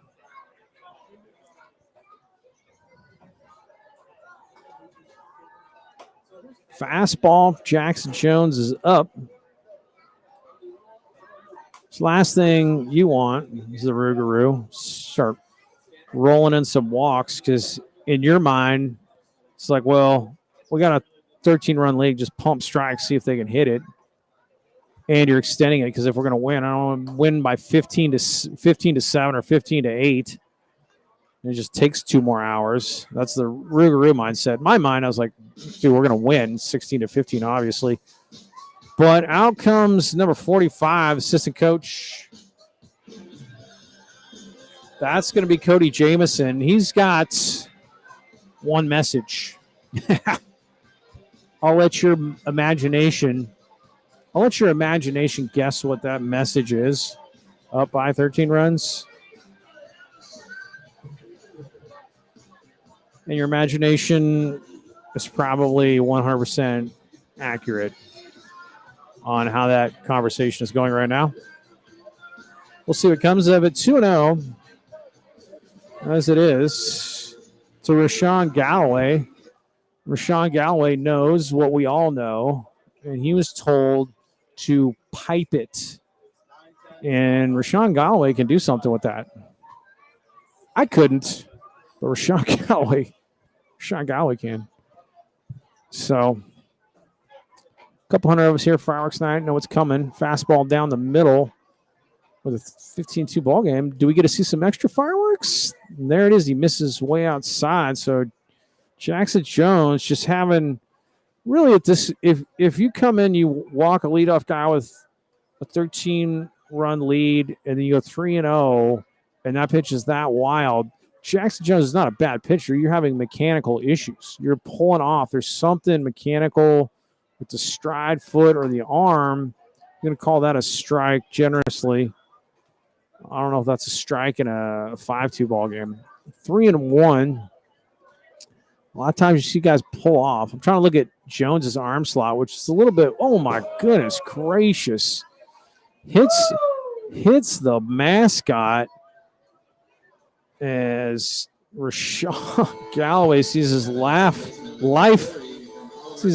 pass before his eyes. So 2 walks. And here's Patrick McClellan. I believe has now been moved to left.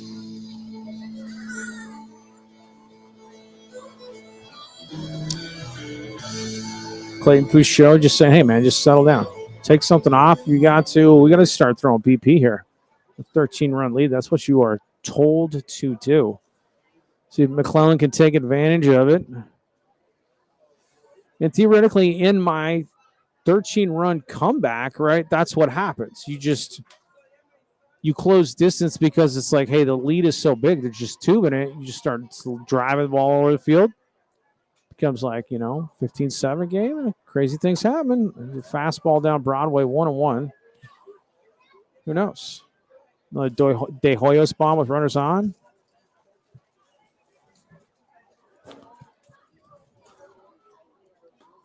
And that's just nasty from Jackson Jones, because if you're watching a guy be wild and he's just yanking across his body like that, and then he just happens to paint outside corner with a tailing fastball, that's tough. And it's kind of the same throwing motion there, but he misses by 2 feet. So as a hitter, it's kind of like, man, I'm trying to pick it up, but consistency, very violent, kind of 3/4 arm whipping motion. Oh, and he plunks McClellan. So that didn't feel good, but bases are juiced with nobody out now. Galloway's like, thank God I didn't take that one in the face. You got a great situation with the Lamar Cardinal in Logan, the Wolverine Part 2 hammer. Logan Stockton, wherever you are, you're royalty. Shorter University. Logan's, he was by my recollection, the first Logan we had. That dude's uniform was dirty every game. It's unbelievable. Going to give that a high strike call to Logan Ham, 0-1. Ham's a guy who can do something with a fastball. Ham tonight. Single. 0-2.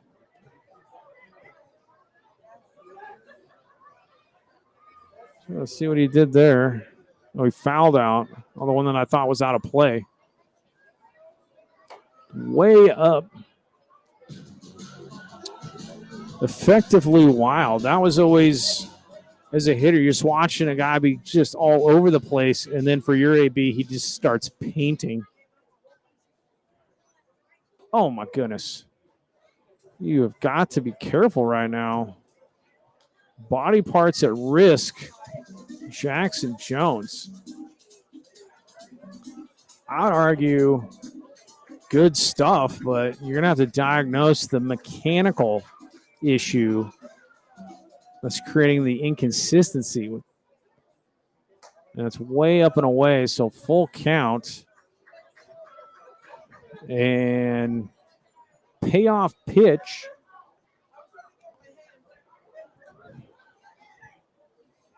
Full count, nowhere to put him. And he's going to ring him. And Logan Ham, no argument. That's impossible. Guy's just all over the place, and then you get that. I mean, that's a strike. It's just like, where do you look? Where do you look for arm slot? What are you anticipating? It's just up and down and in and out. So one down. Bases juice for David De Hoyos. Another great time to put one into orbit. And he doesn't get cheated on that hack. 0-1.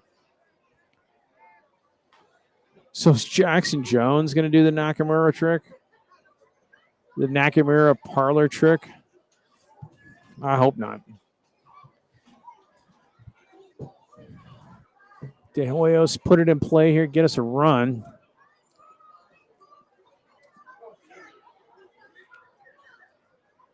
Way outside.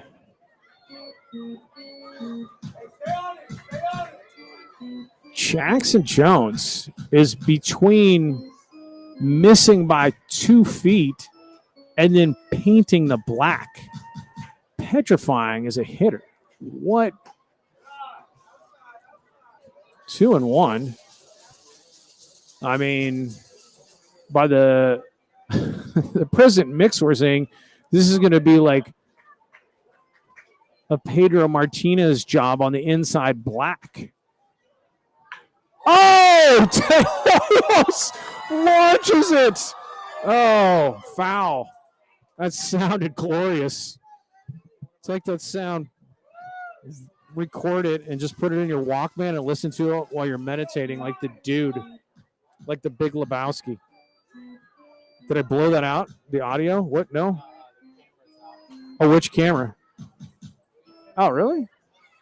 Somebody messed with it, I wonder? Going down a mess. I got a camera went out. De Hoyos. I thought he went Grand Salam. I thought he went Grand Salam. He just sounded great. 2-2. So De Hoyos versus Jax, the effectively wild Jackson Jones. Get it back going by De Hoyos. Our first base cam, which looks down the left field line, just decided to stop working. Pretty standard for most of our equipment. It's from factories, built, I'm sure, electronic factories abroad.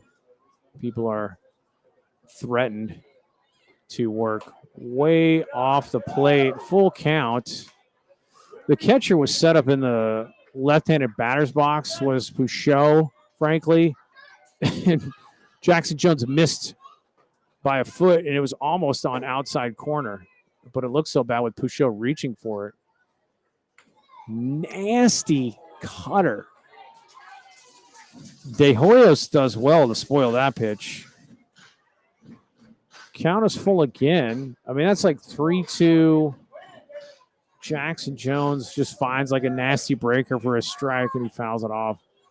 Oh, and he almost hits him. So De Hoyos, interesting at bats happening here, I have to say. And the Stars get one. The beginning of the miraculous comeback. Here's Orlando Samaniego, El Paso's own. If you're not moving to El Paso, think about it. Love that town. 2 hours from skiing. All right, here's Mr. Dillard. He's not going to let it get away. Jackson Jones, I like your stuff. I really think it's mechanical. Something mechanical to work out because half the time he's painting corners. All right, we'll take a break as we get a new pitcher in here. Let's see who that's going to be. Stars get one more. 15-3. Number 15 on the bump. All right, I'll get back to you.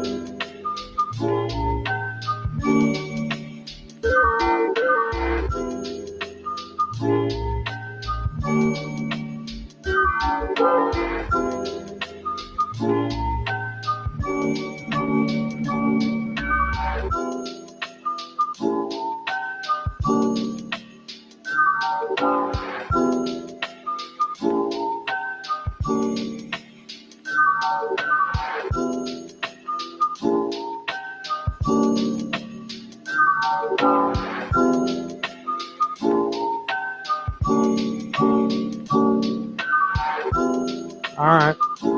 Connor Wilson takes over for Jackson Jones.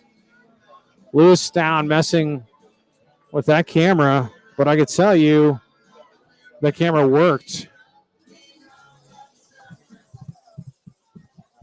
All right, well, there it is. So number 15, Connor Willis, big, tall, lanky lefty, junior.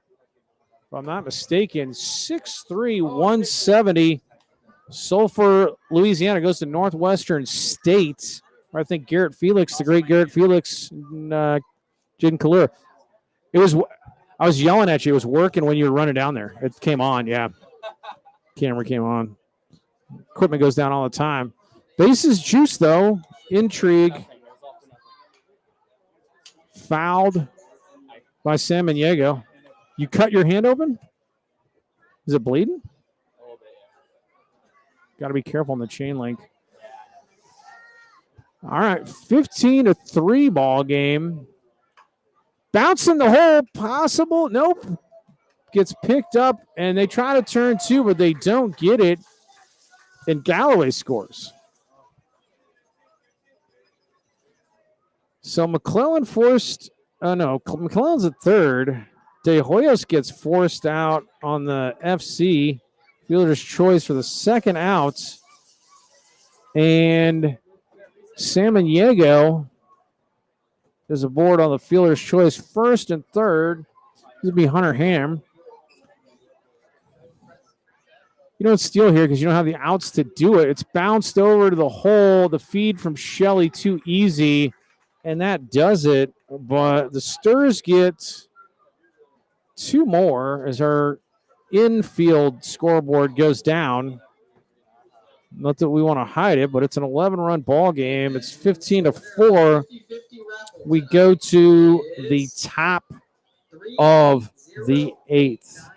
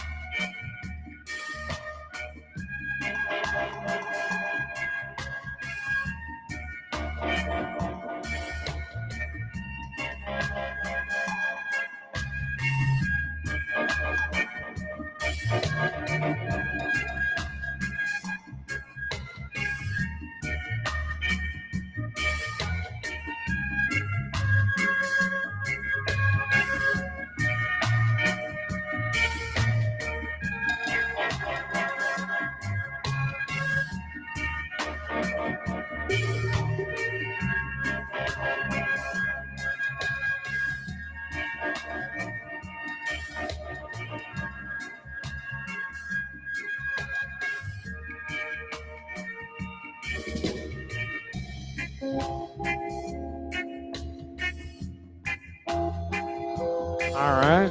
Now pitching for the Sturs, number 30, Quentin Estrada. Quentin Estrada. Accordingly, we're down 15-4. And my wife just texted me a photo of the downstairs bathroom overflowing. Take that for what it's worth in my life right now.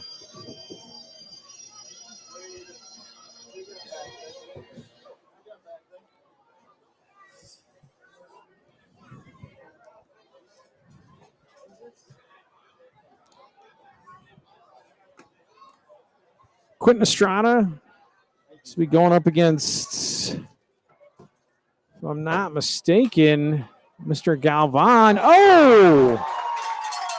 Juan Rivera with a brilliant leaping play at shortstop to get Rene Galvan on the line out. You got to time your jump when it's laser beamed at you at the very tip of his glove. One down. Nice play, Juan Rivera. So stung. Jumping on the first pitch was Galvan. This is going to be Reagan James, the designated hitter. And that's a very nice breaking ball from Mr. Estrada for strike one. Just got the scoreboard back. 15-4 ball game. Outside part of the plate, but it's off the ball. Gabriel Rodriguez is catching. Who is? Gabriel Rodriguez. We got a new catcher. Gabriel Rodriguez, catcher for the Stars. Pinch runner for. That's right.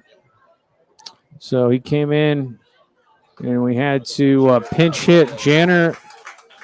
Janner pinch hit. Somebody let me keep it. Nice. Wait, where did you get that? I got it from Caroline. Okay, I got one too.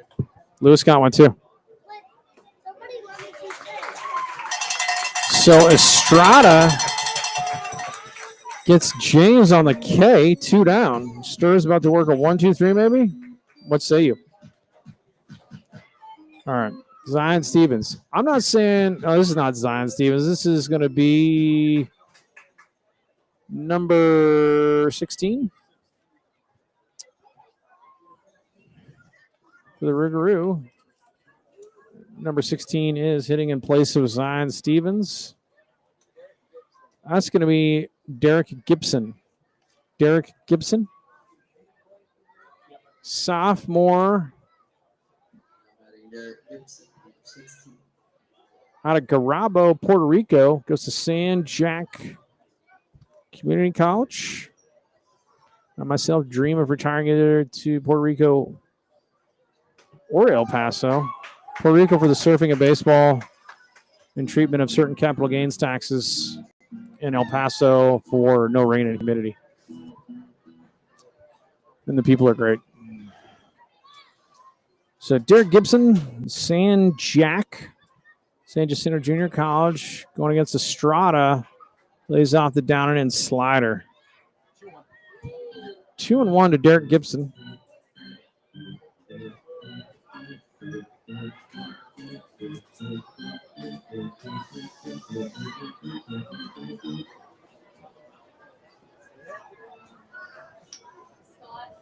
Can you announce the fireworks? There's a ton of people leaving, and Kristen told me to tell you to announce the fireworks.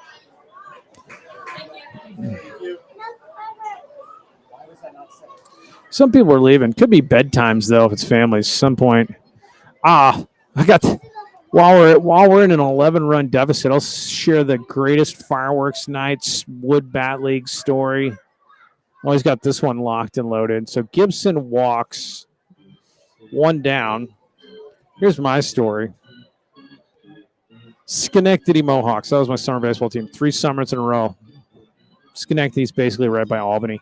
We stayed in just the most rundown houses essentially with no power. I guess the houses had power, but it wasn't much. Those were bad neighborhoods in Albany too. So one of them was one house, one summer. We're 1 for 3 on the summers. The houses. One was a haunted house. One was just dangerous. Good times, but we went to play like Geneva or somebody. I couldn't remember. The teams in that league kind of moved around like they do in these summer ball teams. And we're back to Rodell, who we got out somehow last time. No one won, Estrada. So we're playing, and it was an old single-A ball club. It was a minor league stadium, old one, but pretty nice. It's seated, it had a bigger grandstand kind of press booth situation than some of the fields we played at. And so they still kind of drew. That team, that summer ball Wood Bat team, drew pretty good. Like people in town still dreaming of the days when they were affiliated A-ball, but just college kids playing Wood Bat, and it was fireworks night. They had Mahoney the legend. He's the only guy on that team It's like if we get Mahoney out, it's just going to be deadlocked. And we sucked at hitting that game. And we kind of sucked anyway, but fouled off. We just couldn't get over. It was like a 1-1 tie. I was trying everything. I was playing at center. I was like, dude, I'll drag a bunt. It was his porch, too. It was like 280. I was like, I got to be able to pop one over this. No. Could get hits. I was trying to drag bunts. Like, we just 1-1 tie. Finally, it goes extras. 1-2 now to Zeb Riddle. This is upstate New York, fireworks night, Wood Bat League. I'm telling a story if you just tuned in. This is back in my glory days.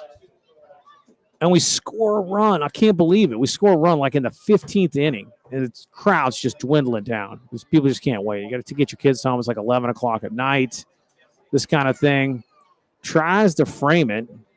It's Rodriguez, but nothing doing. 2-2 to Zeb Ruddle. And so he scored. At the top of the 16th, we're like, we'll definitely win now because they haven't scored since like the 3rd. We're going to win this thing 2-1. People are booing. Everybody's leaving. They're like, you guys stink. Of course, what happens? Leadoff walk. Steals second. Maybe we get an out or two, and then it's Mahoney. Only dude just crushed. He's a huge guy. I think he got signed on the hood of a car, like at the end of the season by like the Padres. I got to find that guy's baseball reference. Anyway, Mahoney comes up, and of course, he doubles off the wall. Now it's 2-2. We continue the marathon. We go into the 22nd inning, 1 o'clock in the morning. Remember, this is clear as day. Oh, Estrada plunks Ruddle, which I was saying Bob Gibson would have done. That isn't even Ruddle. That's 14. So they replaced Ruddle with Reese Borjo. So Reese Borjo gets plunked. They're just getting guys playing time now. Reese Borjo, let's give him some credit. Taking that one on the Tuckus. Reese Borjo, freshman out of Abilene, Texas. Heck yeah, Reese Borjo. I love me some Abilene. Lived on Leggett Drive forever. This is Shelley. So Borjo aboard on the hit by pitch. Put Borjo in the 8th inning. He comes in. So now it's a 2-2 tie ball game. 22nd inning. 1 in the morning. I kid you not. By now, I think the only people left, maybe like 50 people, dudes' girlfriends or whatever, maybe some family members. And the dude comes over the PA and goes, now this is before. This is like in the 18th inning. This is when the crowd lost it. Ooh, Estrada drops down. Nasty sidearm. So 2-0. So, yeah, somewhere in like the 18th inning, guy comes over the PA. We're still tied 2-2. He goes, due to city ordinance, we can no longer light off the fireworks. Stadium erupted. Spears. Oh, Shelley gets into that one. Deep out to left. Going back on it's McClellan. And it bounces off the track. And they're going to hold him there. So Gibson scores. Borjo goes to 3rd. And Shelley in with an RBI double. Hit it hard. Did he ever? So 16-4. So the PA goes, due to city ordinance, we can't let off the fireworks past whatever midnight. Stadium's heads explode. People are just throwing stuff on the field. You guys suck. I mean, these people bought tickets to bring their kids out to see fireworks. And we suck so bad, we're tied at 2-2 after 18 innings. Place, after throwing every piece of trash they could find on the field, empties out. So then, and this is Cawley. Let's see, 0-1 to Cawley. So then, by the time we get to like 1 or 2 in the morning, it's the 22nd inning. Only people left around like some dudes' girlfriends. There's like 6 people in the stadium. It's hilarious. Umpires get together and go, these dudes are never going to score. Like, I got to drive. Like, it's not happening. We can't do this until 6 o'clock in the morning. So the umps just confer and say, game is suspended until Geneva returns to your place next week at a 2-2 tie in the 22nd inning. Sliced out to right, and that's going to be foul. Mercifully foul as Coley would have been running for days. He'd have another flipping triple down the right field line. So 1-2 to Coley. So then we do. The end of that story is after fireworks night get canceled, stadium goes bananas on us, throws trash everywhere, and empties out. We do reconvene a week later, and in the 23rd inning, Mahoney comes up and hits a bomb. Mahoney hits a bomb. And our home stadium was like 370 down left. It was the weirdest shaped field. I couldn't believe it. It was the only home run I've actually ever seen hit in a game of 3 summers there. So he goes yard. Grounded but foul. Coley barreling up some stuff. So Mahoney ends the 23-inning game, the bottom of the 23rd. Then we're home team for a doubleheader. So there's 3 games this day. Mahoney hits another home run, the second home run I've ever seen hit in Central Park in Albany, which is not the New York Central Park, but it's this park where a field was. And he hits another one in the third game. 3 home runs I've only seen hit in that field was by Mahoney in that day. By the 3rd home run, our third base, Coley gets hosed on the outside breaking ball. Doesn't like it, but hey, dude, it's like a 10-run ball game. So wide strike zone, you got to expect. Coley goes down on the reverse K. Disappointed for sure, and he knows why. That time Mahoney hit his 3rd home run, our third baseman's giving him 5 as he's rounding 3rd. It's ridiculous. Ridiculous baseball story. 16-4. We go to the bottom of the 8th. Chaos ensues. Madness. Actually, I leave it open for the Holiday Road song.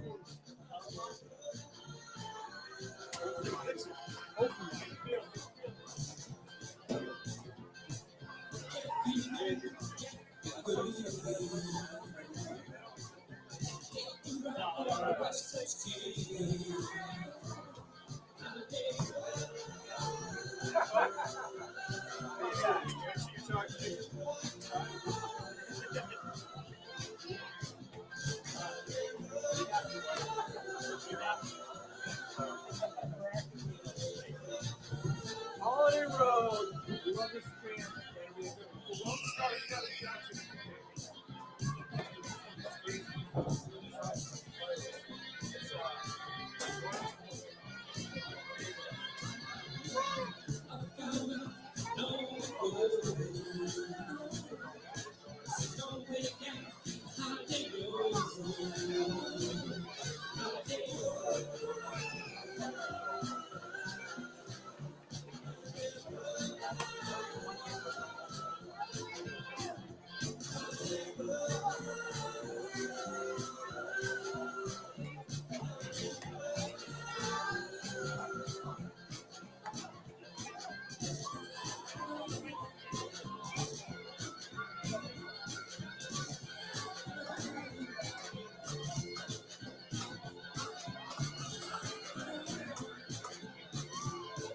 Going.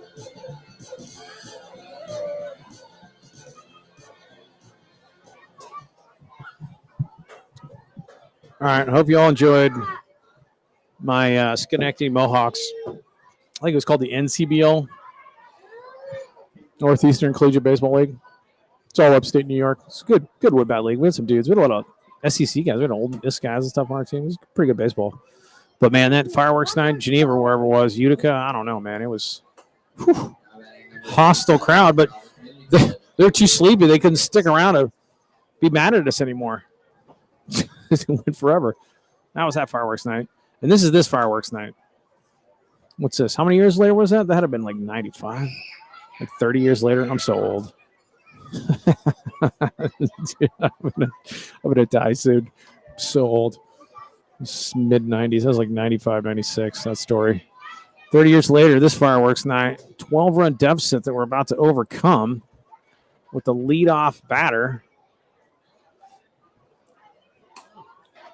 He's walked 47. Make sure I get our lineup right. Is that Rodriguez, right? Yeah. So Rodriguez walks. Because Janner came in to hit, and then Rodriguez came in to catch. So Not sure how because Jenner is still in the game or right, I think. No, he can't. He probably hit for Jenner. So Jenner's had one AB maybe, a couple innings in right, and Rodriguez walks. So Rivera, nice play in the field. RBI single a couple innings ago. If you want to have a 12-run comeback, I suggest you do it in 2 innings instead of 1. We can wait till the bottom of the ninth, 2 outs, score 13 runs. But I say we get about 7 right here. For the Rivers side, Connor Wilson's a pretty good-looking left-hander. Out of Sulphur, Louisiana. Certain to have some kind of springs around there, I'd imagine. And he gets Rivera with a high fastball. 1 down. Over the top lefty. Haven't seen a move from Connor Wilson, nor will you, because you're not holding the runner. You're not checking the runner when you're down by 12.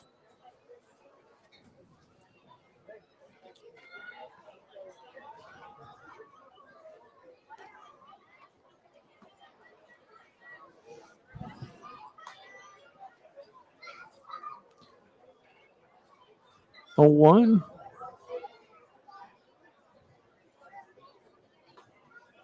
It's inside. He called a strike. Dakota's like, come on, man. But I think that's what we're dealing with right now, folks. Zone's going to get expanded with this run. And I'm not going to harp on the umpire about it. And I'm all about harping on umpires. It's just going to be a big zone right now. You have to miss pretty badly. Pretty obviously a ball for it to be a ball. 1-2 now. Which stinks for the batters. From their perspective, blowout or not, you're like, dude, I'm just trying to have a competitive at bat, and it kind of changes the traditional, basically, mind training that I have on controlling my zone and not chasing and that sort of stuff. So I'm not going to overstate the adjustment. You know, you have to have a wider zone, but not fun if you're just trying to have an AB and you got to get rung up on something 2 inches off the plate. So Wilson challenges him with a big over-the-top fastball, and he gets Dakota Howard with the K. Now batter designated hitter number 35 from Texas State University, Rashawn Galloway. Here's Rashawn Galloway.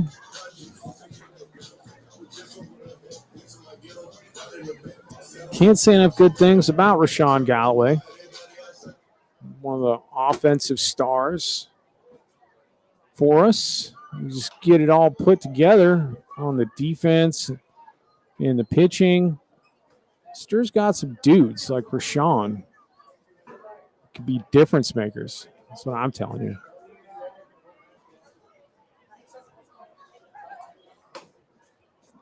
Outside.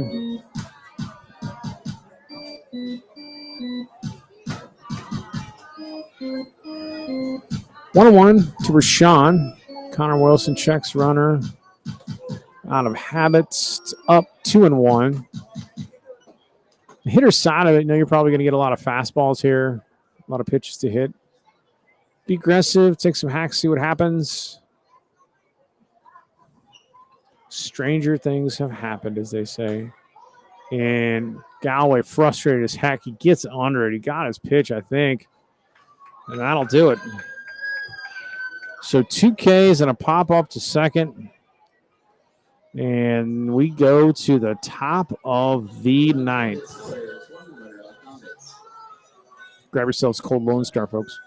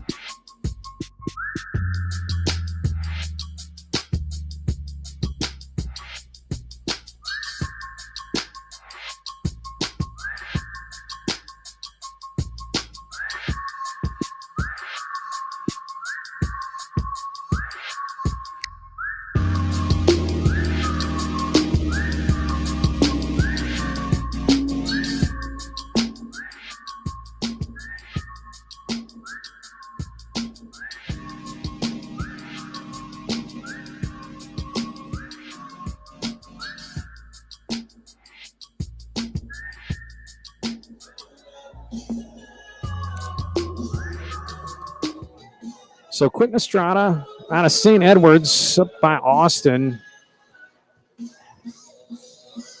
The battery, Gabriel Estrada behind the plate. This will be Lane Hutchinson. Now batting right fielder, number 34. Shared about as many wild stories as I can with you all through this one.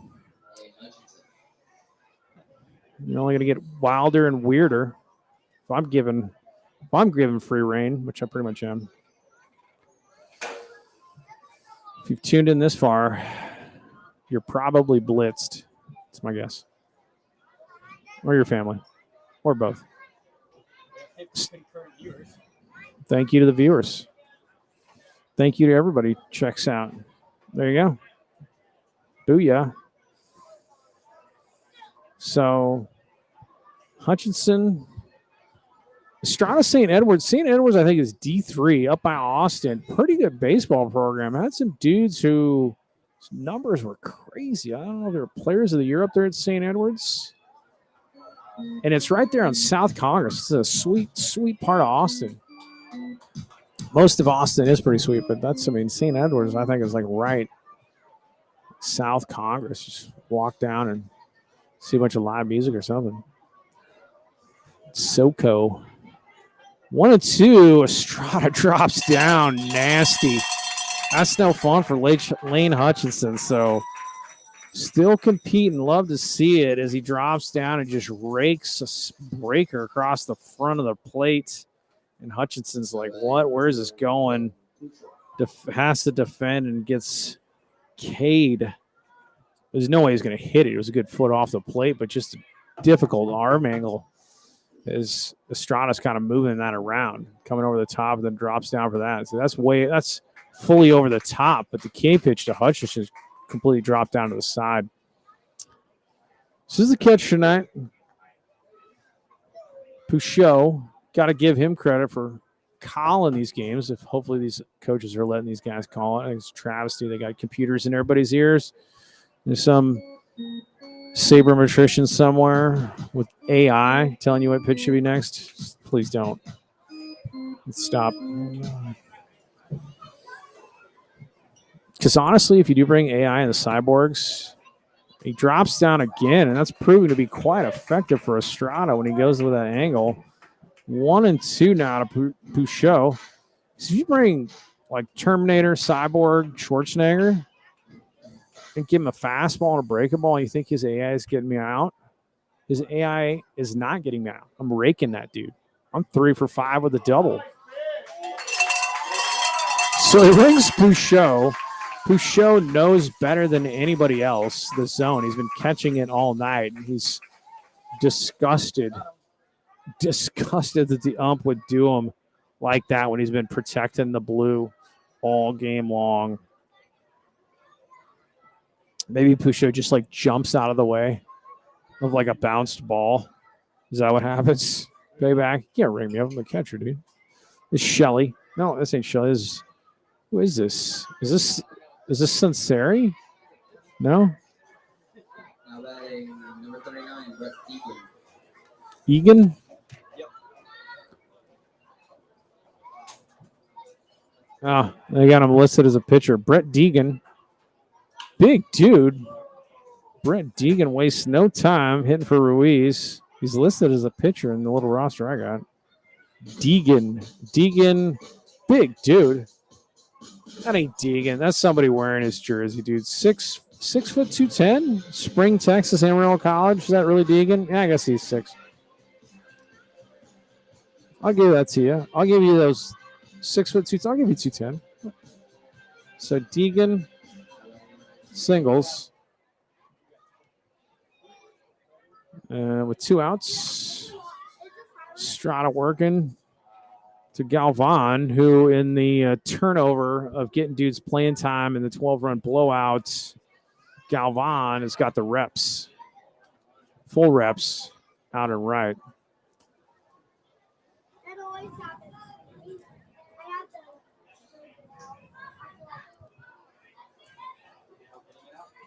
I have to. Healthy cut by Galvan. Galvan absolutely lined one up and drilled it but right over the shortstop, and Juan Rivera jumped, did the NFL Combine vertical jump and stole the hit from Galvin. 1-1, 2 outs, top of 9, and it's bounced. Oh, David De Hoyos. That was a chopper, but it was blasted. Not an easy play. De Hoyos might as well have been a line drive as hard as that was hit, and he just jumps into the sky and gloves it and comes down. Nice play, David De Hoyos. So really, Galvan robbed twice in his last 2 ABs on the 3 unassisted there for the 3rd out. Galvan had 2 more hits. He's getting robbed. So we go to the bottom of the 9th. Basically, the most miraculous comeback that's ever been seen at any level of baseball about to happen against Connor Wilson. I feel bad for Connor Wilson because he's a good pitcher with good stuff. And it's not just going to be him. The entire Rouge staff's going to have to give up 13 runs here for what I'm saying, my vision. Some people have dreams. I have vision. I see it. Will it happen? Maybe earlier I was saying, I don't think you have to get into voodoo, but look into it. Nothing wrong. Nothing wrong with that.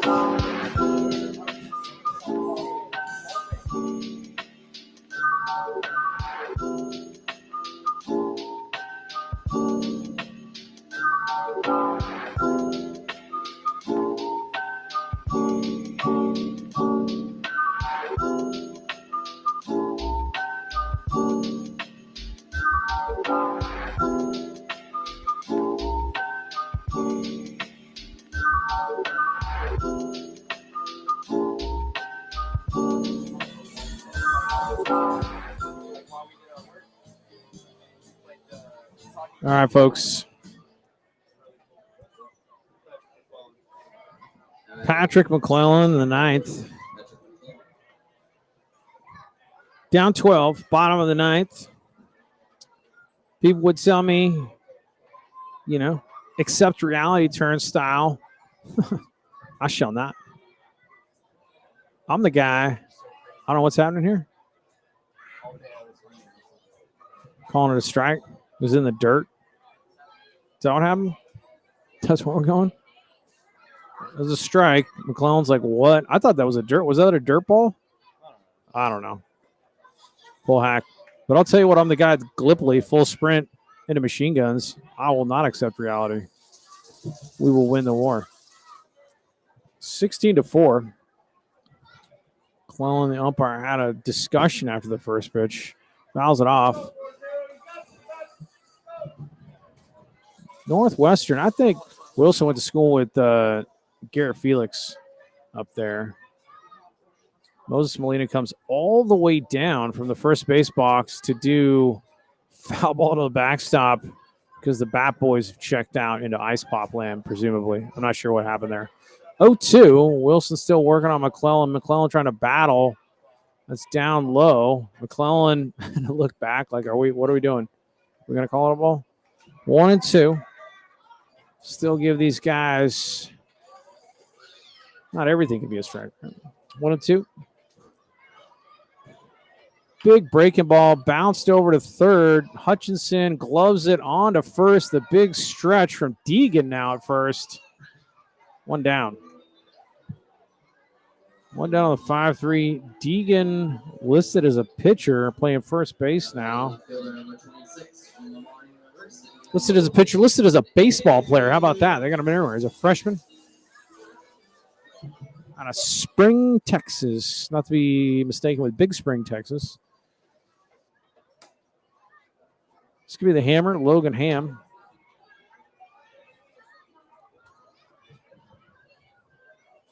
Connor Wilson in the zone with most of his stuff. Not wild. Jackson Jones was petrifying. Flash photography not prohibited as my 7-year-old continues to blast people with a Polaroid. 0-2. Every time you see a flash in this statement, so Ham takes the Blue Falcon job on the 12-run zone. everybody, I guess, is on notice now. First baseman. So reverse K. You weren't going to hit it. You weren't going to hit that pitch anyway, Logan Ham. So you're going to be out. It's not close enough. Unless you can hit stuff 2 inches off the plate. This is De Hoyos, the last gasp of my basically unhinged dreams for Never Say Die win. Separated from reality, they say. Psychoanalysis. Wilson 1-1 to De Hoyos. And De Hoyos bounces it up the middle. You're not going to get him. So it's eaten by Gibson, who's playing second. Just gloves it and says no throw. So De Hoyos continues on his hot streak with a 2-out single. And that's going to bring up Orlando Samaniego. Batting right fielder, number 34 from USA, Colin Correo. Oh, this ain't Correo. This is Samaniego. Yeah, this is Samaniego.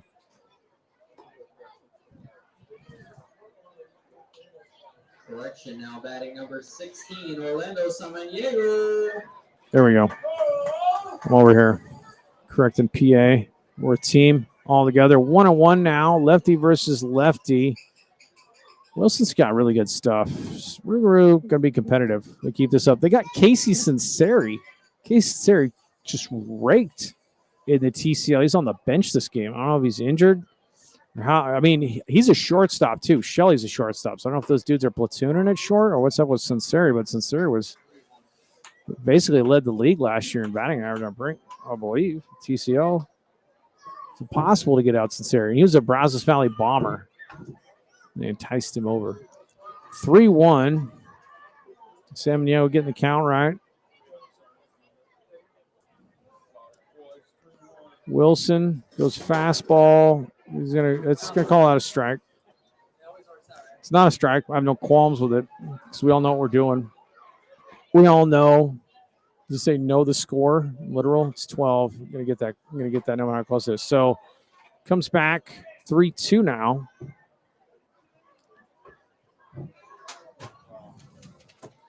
I feel like Wilson just goes 3-2 curveball because that's what you do in this league. And he goes fastball. I'm wrong. Fouled. Tracking it. Is it out of play? And it is. So Samaniego lives to fight again. De Hoyos on the move. It's 3-2 out.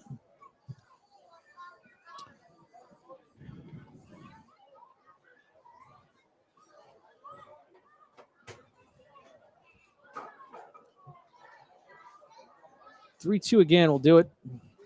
See what happens. De Hoyos goes and Samaniego barrels that one into the gap, but playing deep in center, I believe, unless they switch out the center fielder.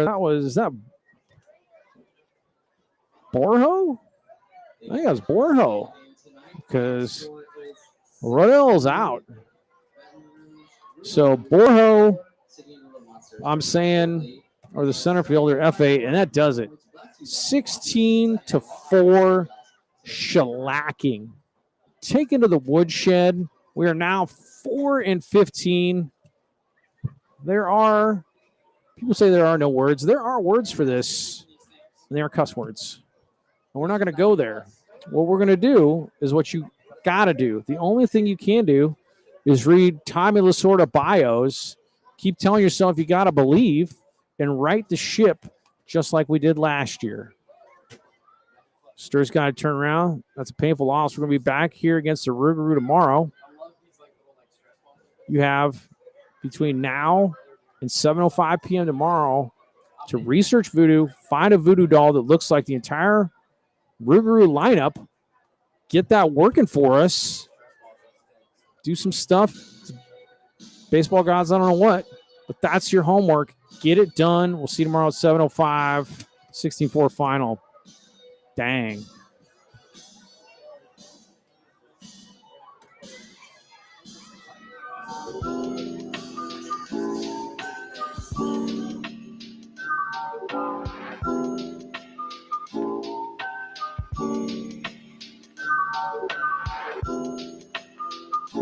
Yeah, we're gonna stream the Star fireworks. Stick around. See, the right field cam's the best one, right? Is it home plate or the right field cam? Yeah, center field's gonna be the best cam for them.